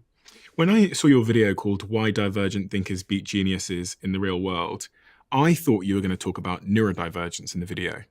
So someone that was diagnosed with ADHD maybe when I was about 30 years old, I thought, oh, he's going to explain why neurodivergence, things like ADHD and autism, result in better outcomes in the real world. Has your work ever had any crossovers with neurodivergence? Not a lot, but I mean, I have read some of that work, and I do think something that's really important is the more different types of thinking that we can like get into a stew, the better off I think we all are. I mean, there are reasons why ADHD, like there's some, it's not a big body of work, but I think it's relevant, where you can look at nomadic populations that then settled, and you can see certain genes that are associated with, and these are small effects, but you can see certain genes that are associated with like novelty seeking with ADHD will apparently start to be like selected out once they settle. And it's more common when they're nomadic. And what that suggests to me is that these are things, this attentiveness to lots of different stimuli that are really important, have been important for us ancestrally and are still important. And so they're still here. They may be maladaptive if you're telling someone they have to sit still in a classroom for 10 hours a day, which I think is a difficult environment for anyone to adjust to. But I think to some extent, and I think this has happened sometimes in some companies that look for opportunities for people with autism, where you say, okay, where is this adaptive? Where is this type of thinking adaptive instead of maladaptive? And So useful instead of Yeah. unproductive. And I think if we're not doing that, then you're missing opportunities to really use people who think differently from you. Yeah, I mean, it's interesting because your work does, whether it is endeavoring to intentionally or not, it really does make a great case for diversity in the workplace. Yeah, You know? yeah. You want to do a quiz? Sure. Pretend you're a doctor, okay? And I'm your... Let's put on my white coat in my head with a little stethoscope around my neck. Yeah. Okay, because that's what all doctors look like. Yeah. And I'm your patient, okay? And I've got a malignant stomach tumor. And there's a new type of ray or focused radiation that can destroy the tumor if it's at sufficient intensity. The problem is at that intensity, it will also destroy healthy tissue in my stomach. So how can you save me? Okay, while you're thinking of that, I'll tell you a story. There was once this general who had to capture a fortress to liberate a country from a brutal dictator. And he had plenty enough troops to do it. And there were roads radiating out like wheel spokes from the fortress. But they were strewn with landmines, so if he marched all his troops down any one road, he'd suffer a lot of casualties. So he had the idea, let's split up into single file lines, go to the different spoke-like paths, and we'll synchronize our watches, and they converge there at the same time, and they liberate the fortress, okay? Or they capture the fortress, liberate the country. One more story. There's once a fire in a small town, in danger of spreading to neighboring structures. Fortunately, it was near a lake, so neighbors are coming, and they're filling pails and bailing water on it. Not working. Fire chief shows up. She says, stop what you're doing. Everyone get in a circle, fill up your buckets, get in a circle around the fire on the count of 3. 1, 2, 3, whoosh, dampens the fire. And they put it out. Fire chief gets a raise. Okay, can you save me now? Doesn't matter. You shouldn't, I'm giving you like a very quick version, but the answer is you can arrange multiple low intensity rays around me so that they converge at the focal point. So they go through my torso without damaging me because they're low intensity, but they converge at the right spot, making high intensity. And this is a very truncated version. If you were getting the real test, you would have had a lot more time, and still most people don't solve it, so don't worry. It's called the Dunker radiation problem. This is a very truncated version of a large body of research that shows that when you're facing a novel problem, the number of solutions and the chance of coming up with a good solution are predicted by the number and breadth of analogies that your group can come up with. And what predicts that is the breadth of experience of the people in the group. So if you're facing a novel problem and you have only people with the same expertise, it's not much better than having one brain. Okay. What you want to do is come up with what's called a reference class, where you sit down and you come up with as many structurally similar analogies from all sorts of different areas. Like, this sounds kind of like this and this other thing. And they don't have to be as far-flung as what I just did. Mm-hmm. But in the studies where people have more time, with each successive story you tell them, more people will start solving the original one, even though they don't know that they're related. And so you want to get people together who are really different, come up with a whole bunch of these, like, this kind of feels like this, look for which ones are structurally similar, and you'll start thinking of possible solutions. Yeah, I mean, that's just such a brilliant case for diversity in thinking and experience when you're building a team, when you're co-founding a team, when you're coming at a problem. And I was thinking actually yesterday about microphones. So this is the first podcast we've ever recorded. If people are watching, they might notice this all of a sudden. It'd be interesting to know if you noticed this before I mentioned it, but there's no microphone here. And this is the first podcast we've ever recorded where there isn't a microphone here. And I was thinking, as you were speaking then, about how when we had the debate about how to solve this problem, and the problem that we're trying to solve for is that there's guest bang on the table and it comes through the microphone. People send me messages on LinkedIn saying, hey, it's so annoying that people bang and then whatever. So the microphones are now above us and coming down. And as we sat around, the three of us yesterday, it's kind of a little analogy for what you're describing. You've got Will, who's got his experience in audio. You've got Jack, who's got his experience. And then you've got me, who's got basically no experience, but I do a TV show called Dragon's Den where we wear a different type of microphone. And we were all chucking in our solutions to this problem based on our own perspectives of audio recording. So Jack's solution won, but my solution before that was, well, on Dragon's Den, we have one glued to our chest. So why can't we just glue it to the guest's chest? And it was interesting watching us all iterate through these different solutions that had come from different places, doing this kind of cost-benefit analysis on each of the solutions. Obviously, one of the problems with my solution is guests will touch their chest, right? And then that'll fuck that up. So yeah, they touch themselves. So and then also we have to grope them when they arrive, which we didn't like. But it's the same thing, and you need a really diverse set of experiences to hone in on the winning solution. But in most pursuits. What we do is we collect people who have done it before. Collect people who've done it before. And that it's not that you don't want those people, you just don't want only those people. Yeah. And the tendency also is often to use the first analogy that comes up. You don't want to do that either. You want to like have a menu of possible solutions to look at, because like there's this thing called the creative cliff illusion. People think their best ideas and most creative ideas will come either quickly or not at all. And in fact, they tend to come later as you're trying to come up with ideas. Interesting. Yeah. So, but our inclination is that it's like this flash of lightning and either it comes or it doesn't. Shit, that's made me question a lot of things I do, because sometimes I get an idea and I write it down and I share it straight away. Oh, there's nothing wrong with sharing the idea, right? But if you're like trying to solve a real problem, I wouldn't stop at your first idea. Throw it out there for discussion and then allow it to... And then stay open to it. And don't assume that, if something didn't come to you with like a flash of insight, that you should just stop thinking. You're writing a book about constraints. Yeah. And I'm not going to give away all of the things in the book because, you need to sell it. Especially since like half of it isn't written, so I can't even give away half of the stuff in the book. But I found this story about Apple really important because it's helped me think about some of the things I'm doing in business, but also in my life. Are you able to share that story of Apple, what you've discovered in terms of focus and constraints? Sure, and not Apple so much as another company called General Magic that was a lot of the team that designed the original Mac came to this company, and it was like the hottest thing in Silicon Valley, and they were going to build the iPhone. They had the idea, they had the vision, like the drawings they have look like the iPhone. They had the team from the Mac. They had this incredible talent. They went public in a so-called concept IPO. They didn't have a product yet, but the idea was so hot that they were taken public. And long story short, it turned into a disaster because they had no boundaries. They had as much money as they wanted. They didn't have any customer in mind.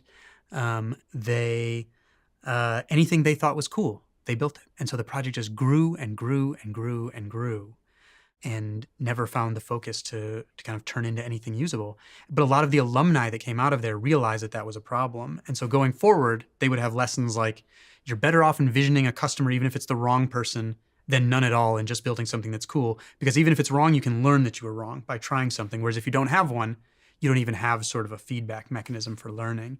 And so it was spending some time with some of those alumni got me really interested in constraints. And I'm still putting together some of that writing. So I don't know that I can do it justice at the depth that I could if I'd already written it. But it's interesting with the words you use, because there appears to be a bit of kind of like a paradox or a contradiction in this idea of like breadth and then constraints and focus. And it's this interesting, I mean, that's part of the reason I got interested in it, because a question after Range that people had for me was, how do you know when to focus, right? Like, so it really very much came out of this question, because eventually you get this broad toolbox, you have to focus it into achievement at some point, right? You don't want to just pinball forever. Which is what you said is your like hot streaks. Hot streaks, right? You want to focus it into a hot streak eventually. And it also came out of this aspect of me-search, all research is me-search, where my own biggest challenge, the bigger my projects are, and the books being big projects for me, the harder it is for me to draw the boundaries of what is inbound. Because the topics I take on in my books are, by definition, can't be perfectly answered. Balance of nature and nurture in developing a skill. How broad or specialized to be and when. And so I've had so much trouble saying this is the boundary for what fits in here. And so I myself wanted to get better at learning how to use constraints in my own work. So for the first time with this book, I said, because I for both of my previous books, I've written like 150% the length of a book and then had to cut back because I just shove in everything I think is interesting. This time I said, I'm going to have an architecture ahead of time, force myself to adhere to that. And one of the first things I noticed was I usually just don't write the chapters in order. And I started with this book with my normal process of I'm going to jump in with chapter 5 because I just did the research. And I realized, because I was starting to see like, this is going to break some of the structure up and downstream, I'm leaving all these blanks because I don't know what I will have already said. So I actually have to go back and start in order. So now, after being in writing for whatever, like almost 20 years, suddenly I have a totally new work process and I'm writing in order for the first time, which is interesting and a bit scary. But I'm writing at length too. I'm actually going to turn in a book at the length of a book for the first time. Are you not at all concerned about AI as a writer? Because, these models are getting smarter and smarter every single week. And just generally, how do you look at the sort of future of work in a world of AI? It feels like it's going to be such a disruptive force in, Oh, I think it is. career planning and like, Yeah. what do I do with my future? I mean, it might touch everything, but one, I love playing with it. So I have these competing forces of like, maybe it'll, I'm a very curious person. And so if I play with probably about 4 different AI programs a day, but the one that's the most useful to me is called Site.ai. Again, I don't have like any affiliation with any of these things. I'm just a subscriber. SCITE.ai, where I can put in a scientific paper and it'll make like a map showing all the other papers that cite it, and it'll try to automatically sort them into those that agree and disagree. And it really helpfully will show the snippet of how the target paper was cited in these other ones. That I used to have to go sit in a research library and be doing that by like scanning down a paper to find that. So it's like a day now is an hour. And I love that. Like, if that means my books don't sell as well, but I get to learn 10 times as much science, that's a trade-off I'm definitely willing to make personally. I'm not saying everyone should be willing to make that, but I'm willing to make that trade-off. But in terms of work generally being disrupted, yeah, I mean, I think the model that I think of for sort of, there's no singular model, but for how technological innovation has disrupted work in the past, a model that I like that I can tell sort of quickly is the introduction of the ATM in the United States. It happened around 1970. So cash machine. And I went back and looked at news coverage, and it says like every 300,000 bank tellers are going to go out of business overnight. And instead, what happened over the next 40 years, as there were more ATMs, there were more bank tellers, not fewer, because ATMs made bank branches cheaper to operate. So there were fewer branches overall, fewer tellers per branch, but more branches overall, sorry. But it fundamentally changed the job from someone who's doing these repetitive cash transactions, to someone who's like a marketing professional and a customer service representative and maybe a financial advisor. It shifted them to these strategic goals where it's much broader mix of strategic skills. So if we can outsource some of that kinder learning environment, repetitive stuff to shift humans to being more strategic, I think that's like a good thing, right? We think about, I know radiologists have been some of the people who deal with medical imaging, have been some of the people who have often in these reports by banks that say who's going to be replaced. They're often high on the list because they say the technology can, read these pictures very easily. A radiologist looks at a scan and tells you if you've got a cancer or something. Yeah, but first of all, I have yet to hear the problem of like, wow, too many people are having too easy access to radiology, right? Like, I think we want more of this service. But I think most doctors are not doing Dr. House. Most of the stuff they're seeing is something they've seen a million times. And I think a really important role for them is strategic of, well, what should this mean to the person? How should I deal with them? And what's reasonable to implement in their life? And what's feasible for them to do to make a change?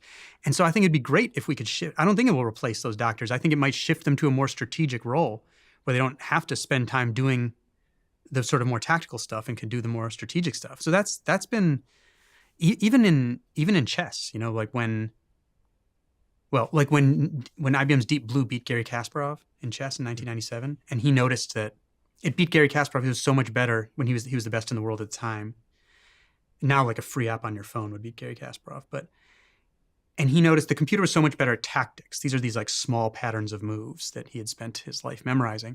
But he noticed it wasn't as good at strategy, which is how to arrange the battles to wage the war. So he promoted what he called freestyle chess tournaments, where humans and computers could play in any combination. And the winners were neither supercomputers nor grandmasters with supercomputers. 2 amateur chess players with 3 laptops. They knew something about chess, they knew something about algorithmic search, and they could coach the computers where to look. Like, they couldn't even analyze their own games in like the winner's press conference at a deep level because they didn't know enough about chess. But I think the lesson there is when the tactical part was outsourced, it shifted, first of all, it changed the people who were the best at the task like this, and it shifted the humans to the more strategic level. And so I think that's what we need to be ready to think about. What can we hand off so that we shift to a more strategic level? How might you be wrong? Maybe the strategic level, maybe these tools will be better at the strategic level than we would ever be. I still think there'll be a role for us in determining what their goals should be. And that's a whole other level of strategy, is like, what kind of world do we want to live in? I don't think in the near term that we're going to be taking our cues from them in that role. But I think even the people, like last year I was sitting around a campfire with one guy who's running a generative AI company, and another guy who was like his first investor and who himself had worked in AI, like, they were both technologically adept, incentives aligned. And one guy was saying, we'll have artificial general intelligence within 3 years for sure. And the other guy was saying, I think this is a glorified toy. I still use Google more.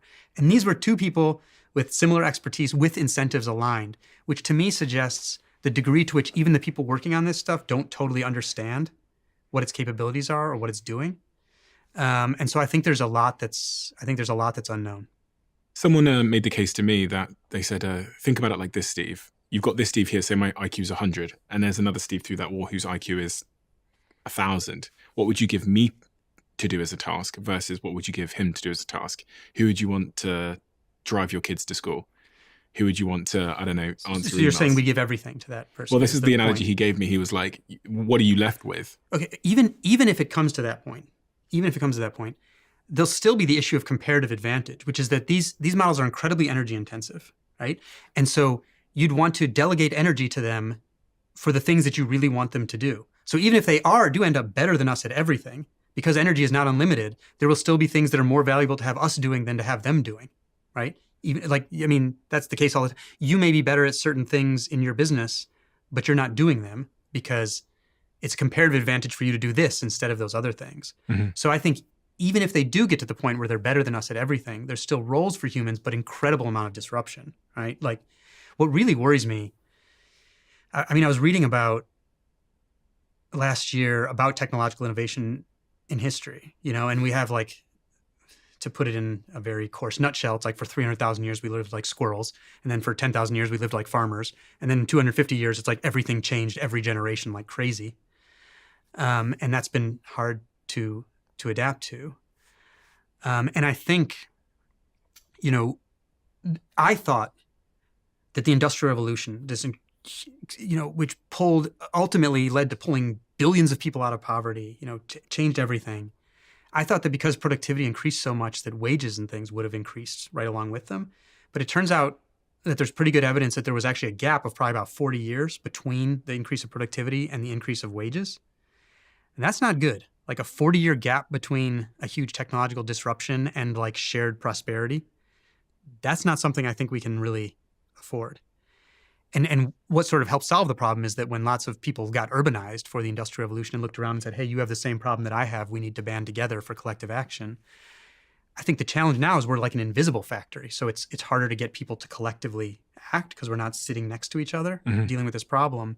But I think we need to start thinking as a group of, this technology is cool, but identifying problems that we want it to work on, not just building it out for the sake of just it's cool. What kind of world do we want to live in? I think we need to be asking those questions fast. I think it's quite unlikely that we'll be intentional with it in the way that you're hoping. It'd be unfortunate. I think a good sign, though, I think, is that even the kind of technologists who I think are usually prone to hyperbole and saying, like, this will be the greatest thing, even when it's obviously not going to be, are sounding some notes of caution with this one in an early stage.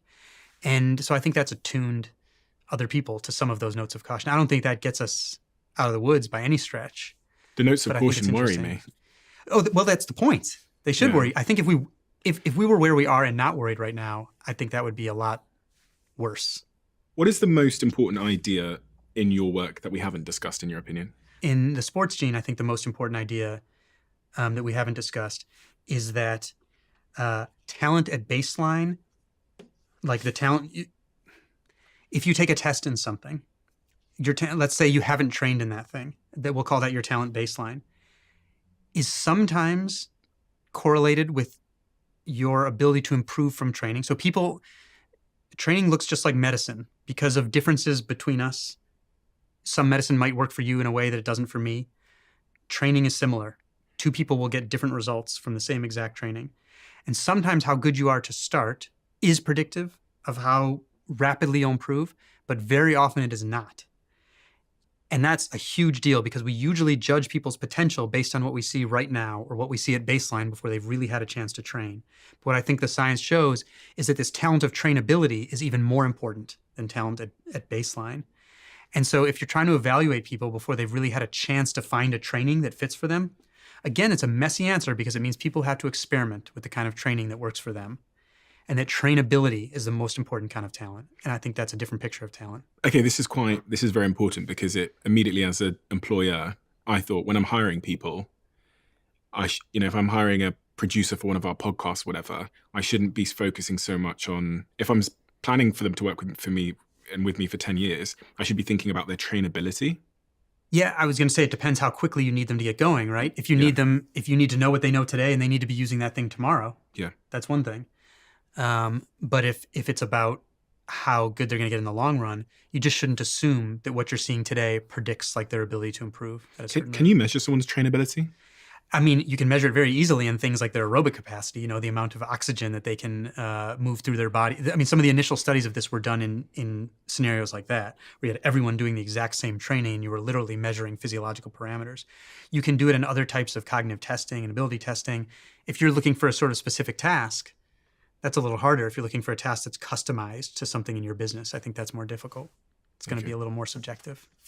I guess you can kind of look at other areas of their life, I guess, in the professional context to see how quickly they developed. One of the things I look at when people apply for jobs to work in one of my businesses is I look at their LinkedIn resume, but specifically how quickly they got promoted and moved through departments, because that's kind of an indicator. It's obviously not the most important thing, but you'll click on someone's LinkedIn and you'll see they joined as an intern, and then a year later they were a manager of the team. Then a year later they were the director of the team. Then a year later they were moved up to a different department. A year later they became the global head. And I'm like, oh my God, this person really moves through the system well. And that is an indicator of a few things. They get on with people because someone's pulling them up and saying that person go up. Their team are also basically voting that they should be the manager. They have proficiency in learning rapidly, because especially if they jump between sort of departments from HR to culture or whatever. And I always think that makes them a bit more adaptable and teachable if they've shown that track record of changing professions and moving up the organization quickly. Interesting, because that feels a little related to, I think that an important idea that we didn't talk about from Range has to do with so-called serial innovators. These are people who make repeated creative contributions to their organizations, no matter where they are, even when they're changing, like I said, changing places. And these people, like a woman named Abby Griffin, a professor, and her colleagues who studied these people, some of the descriptions of who they are, these are like literal phrases from her work. They are systems thinkers. They read more and more widely than their peers. They have a need to learn outside their domain. They have a need to communicate with people with expertise outside of their own area. They appear to flit among ideas, which doesn't usually sound like a compliment. They repurpose things that are already available in new ways, all these sorts of things. And you can feel in her writing, she's almost like talking to HR people saying, just so you know, when you define a role too narrowly, you're making sure you select these people out or force them to go somewhere else to try to cultivate that kind of breadth. And I don't think you can create these people from whole cloth, but I think you can absolutely stifle them by not allowing them to do that kind of moving around internally. And so I think when you're looking at hiring, I think the organizations that I've been around, at least, that disrupt themselves continually instead of waiting to get disrupted, reserve at least some of their hiring for, instead of saying, here's a square peg for a square hole that we need tomorrow, they say, what is something we want that we would have trouble teaching? Let's go get someone with that, and we can coach them up on the stuff we're good at. So like an extreme example of this was this investment firm in Scotland. I spent some time with Bailey Gifford, this like incredibly successful firm. And I think this is extreme, but someone there told me like they won't hire anybody with an MBA. I don't think you should rule out things like that. But anyway, what they would go is they'd say, we want someone who has experience in this or that, or this kind of thinking. Let's go get them because we can't teach that thing. And then we can coach them up on finance. It's going to take them an extra few months to get going because we're going to have to teach them. But the stuff why should we hire for exactly the stuff that we can most easily teach? Let's hire for the stuff we want, but that we would have trouble teaching. And then we can teach them on it. And I think the places that are looking to disrupt themselves keep sort of an eye open for that kind of thing. Not for every hire, but for some. I want to share something with you that I found to be quite game-changing. If you're like me and always looking for new ways to add more plants to your meals, then you'll want to keep listening for the next 30 seconds, because I've got breaking news specifically for you from Zoe, who sponsored this podcast. Introducing Zoe's Daily 30, which is creating a supplement revolution made from 30 plants. It's designed to be added to your meal of choice every day. No ultra-processed pills, no shakes, just real food. I just scoop and sprinkle it onto my breakfast every day, which is usually eggs and avocado. It's easy, seamless, and it's a great way to fuel my day. And the best part is it tastes great. And because it's Zoe, you know there's rigorous science backing it too, which I love. For my listeners, Zoe is offering an exclusive 10% discount on your first order of Daily 30 Plus with the code PODCAST10. Just go to zoe.com/daily30 to get started. It's already sold out twice since launching in July. Join me and let me know what you think. One of the things I really love about your work is you always cite different studies, and they're particularly fascinating. I wrote down tons of different studies from different points that you've made today. But is there a favorite study that surprised you the most or shifted your sort of paradigm the most? Some of the research about forecasting totally shocked me. So the most famous work ever done on forecasting, making predictions, was a 20-year program of research that had people making predictions about geopolitical, social, technological events. And they got 83,000 probability predictions because people had to make specific probability predictions of the likelihood of an event by a specific deadline. So like 20% probability of this happening by this time. Correct. Like that there's going to be, and it would be very specific. It would be like a 20% chance that within the next 12 months, there will be a military confrontation that causes at least 5 casualties in the South China Sea. Like it had to be very specific so that they could say if someone was right or wrong. And they needed so many because they had to differentiate luck from good luck and bad luck from skill. And the worst forecasters turned out to be like the most narrowly specialized people who were, not that these people are not important for generating knowledge, but who came to see the whole world through sort of one lens or mental model, and they had spent their whole careers kind of studying one problem and would see the whole world around that. And they would wrap everything into that story, basically. So in this research, they were called the hedgehogs, who knew one big thing, whereas the good forecasters were the foxes, who knew many little things. And sometimes they had an area of expertise, and sometimes they didn't. But more important than what they thought was how they thought. They would collect different perspectives. They used social media and anything they had to take their own hypothesis and get other people to falsify it for them. And those people turned out to be the best forecasters. And when they were put together in groups with one another, they became even better because they had this approach of sort of borrowing from the scientific method to test their own ideas, basically. And it just surprised me that these sort of random people, in many cases, in a tournament where they were pitted against the intelligence community in the United States that had access to classified information that they did not, they beat them handily. And I just wouldn't have believed that unless I saw it, that body of research about forecasting, the ability to see around the corner. A big aspect of what made people good at it was, actually, the researcher who led this work described those people as having dragonfly eyes. Dragonfly's eyes are made of thousands of different lenses, each one of which takes a separate picture, and they are synthesized in the dragonfly's brain. And so these people are gathering all these different perspectives, and they can seem sort of confused and equivocal. So they might not make for good TV guests, they actually found in the research, because they don't go on and say, this is how it is, like the housing crash is coming, and blah, blah.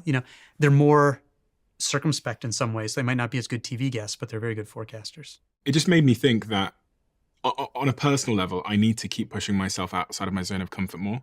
That's one of the big things I took away from the book Range, but also just much of your work is it's easy to get complacent in what I know, who I am, my identity, what I do. And in fact, that's probably the biggest risk to my future success, but also probably to my fulfillment as well.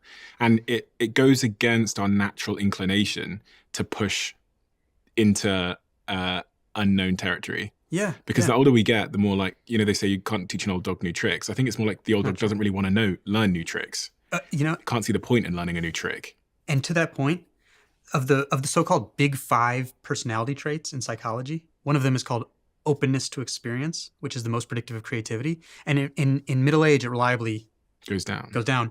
But actually, a study I loved in the book found that if you force older people to do something new, it can be some Sudoku or something, even if they don't get good at that thing, if it's new to them, it will improve their openness to experience. So you can actually stem the decline of openness to experience. It's not inevitable.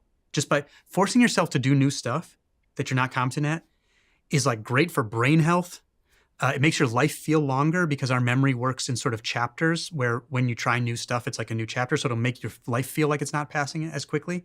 And it keeps your openness to experience from declining. And so just like picking something to do that's new, even if you're not planning on getting really good at it, I think is important. It's funny, I said that thing a second ago about when I look at someone's LinkedIn, and then I looked down and I found this little research piece that LinkedIn did that I pulled out that said one of the best predictors of who would become an executive in a company was the number of different job functions that individual had worked across an industry. So that's research done by LinkedIn, wasn't it? Yeah, that you cited? That was on about 500,000 members. Yeah, and the interesting thing about that was, when I was in contact with LinkedIn, talking about that and trying to get some of that data, I said, I kind of feel like your guys' product might militate against people doing this, because you're saying this is who's doing the best, but they might want a much cleaner kind of linear trajectory. So maybe you should build another product where they can build a narrative into it and say, here's why I switched, here's what I learned. And so what's the actual, can you recap to me what the actual finding was? that was pretty much it, that across 500,000 members, that the strongest predictor of who was going to go on to become a future executive was the number of different job functions that they'd worked across in industry. In a specific industry? In industry, yeah. So not changing industries? Not changing industries, although changing industries, there was a bunch of lower level stuff, and changing industries was useful at times also. But to be an executive in a particular industry, lots of job functions across an industry. And does that mean different departments within that industry?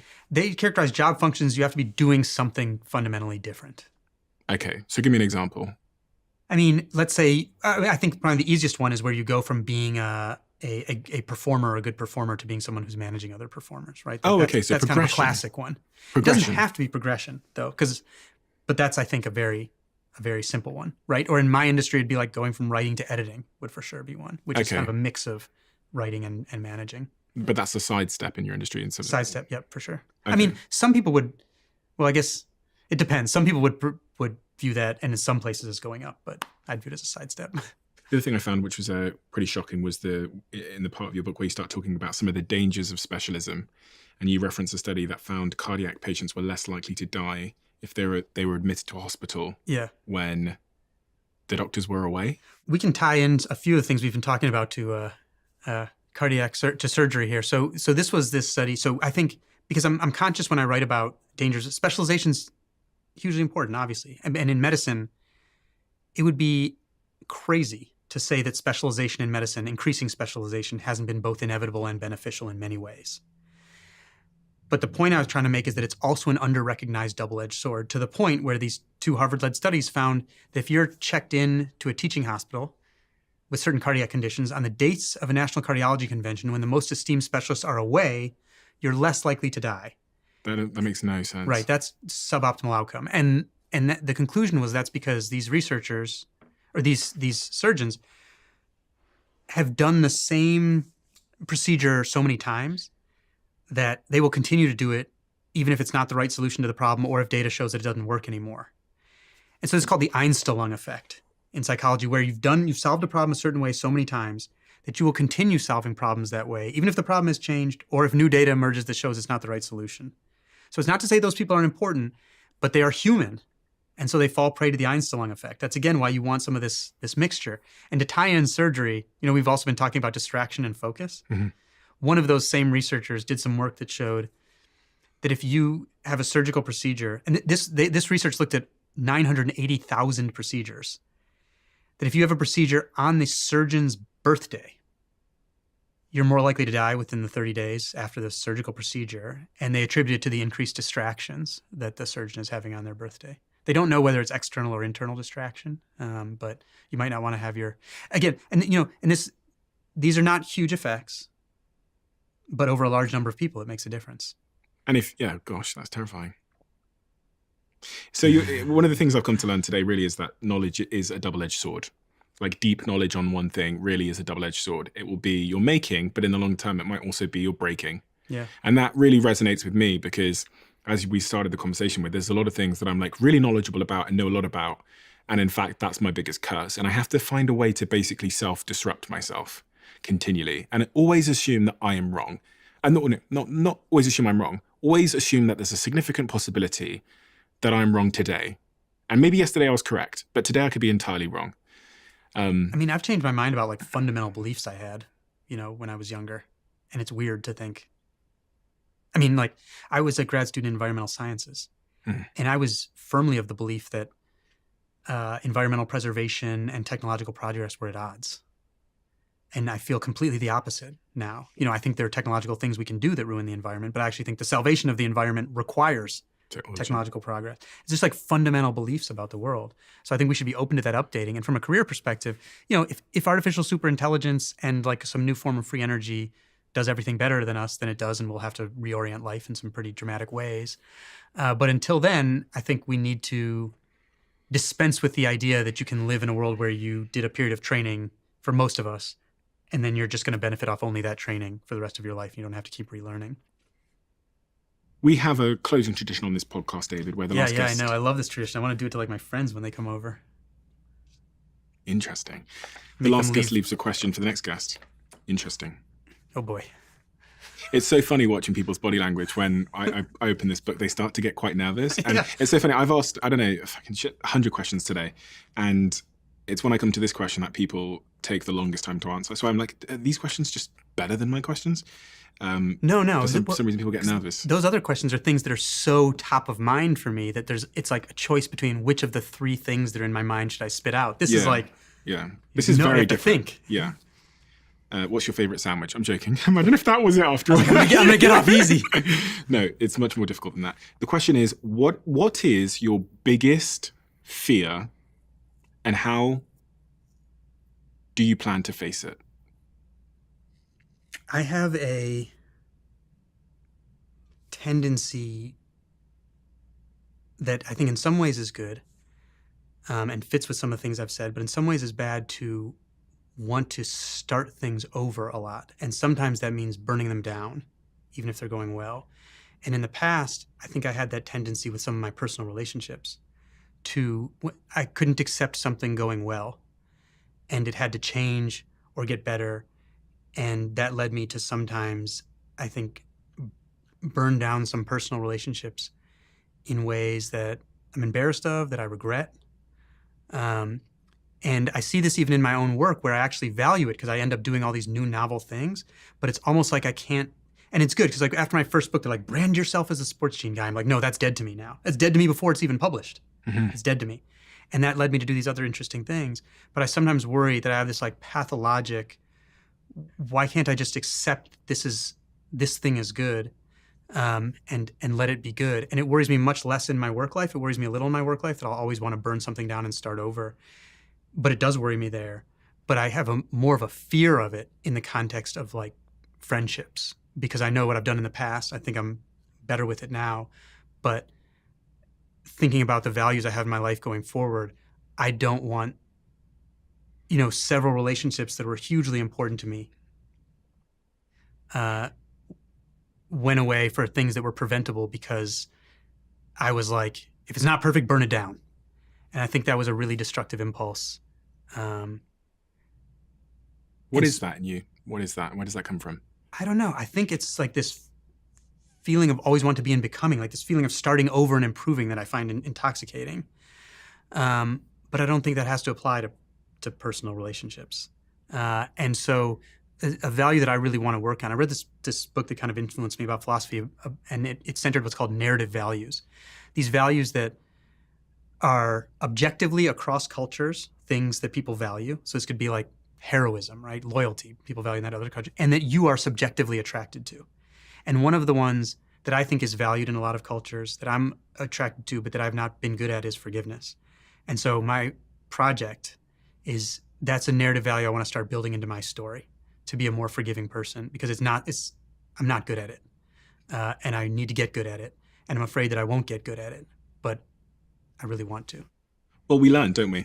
And that's much of what is at the very heart of your work, how to become better at learning. And you've clearly demonstrated that you're learning in that regard. I think much of the first step in learning is figuring out that we have a problem or something to solve, as you said with your experiments book. And your books are so unbelievably wonderful because they present a completely original, challenging unconventional approach to solving problems. And you do go at a lot of the things that many of us have accepted as narratives in our life. And if we've accepted them as narratives and they're false, then they're probably in some way doing us a disservice in the short or long term. And that's why I find your work so wonderfully important, because in many respects, it is that counter narrative to a lot of the things that we've accepted. And you do go the extra mile, even though it probably gives you a headache, I'm sure, because a lot of authors that I speak to don't go the extra mile to figure out if what we're being told is true. And ultimately, that's a means to an end. And the end is to allow all of us to live more optimized, fulfilled, and happy and productive lives in whatever domain, in whatever definition we class those words. So thank you, David, for doing the work you do. I'm so excited to read whatever you make next. And you're writing a book on constraints. And I just already know that if it's anything like these two books, Range and The Sports Gene, it's going to be one of the most important books I've ever read. So thank you. That was a wonderful compliment. I don't want to add anything to that.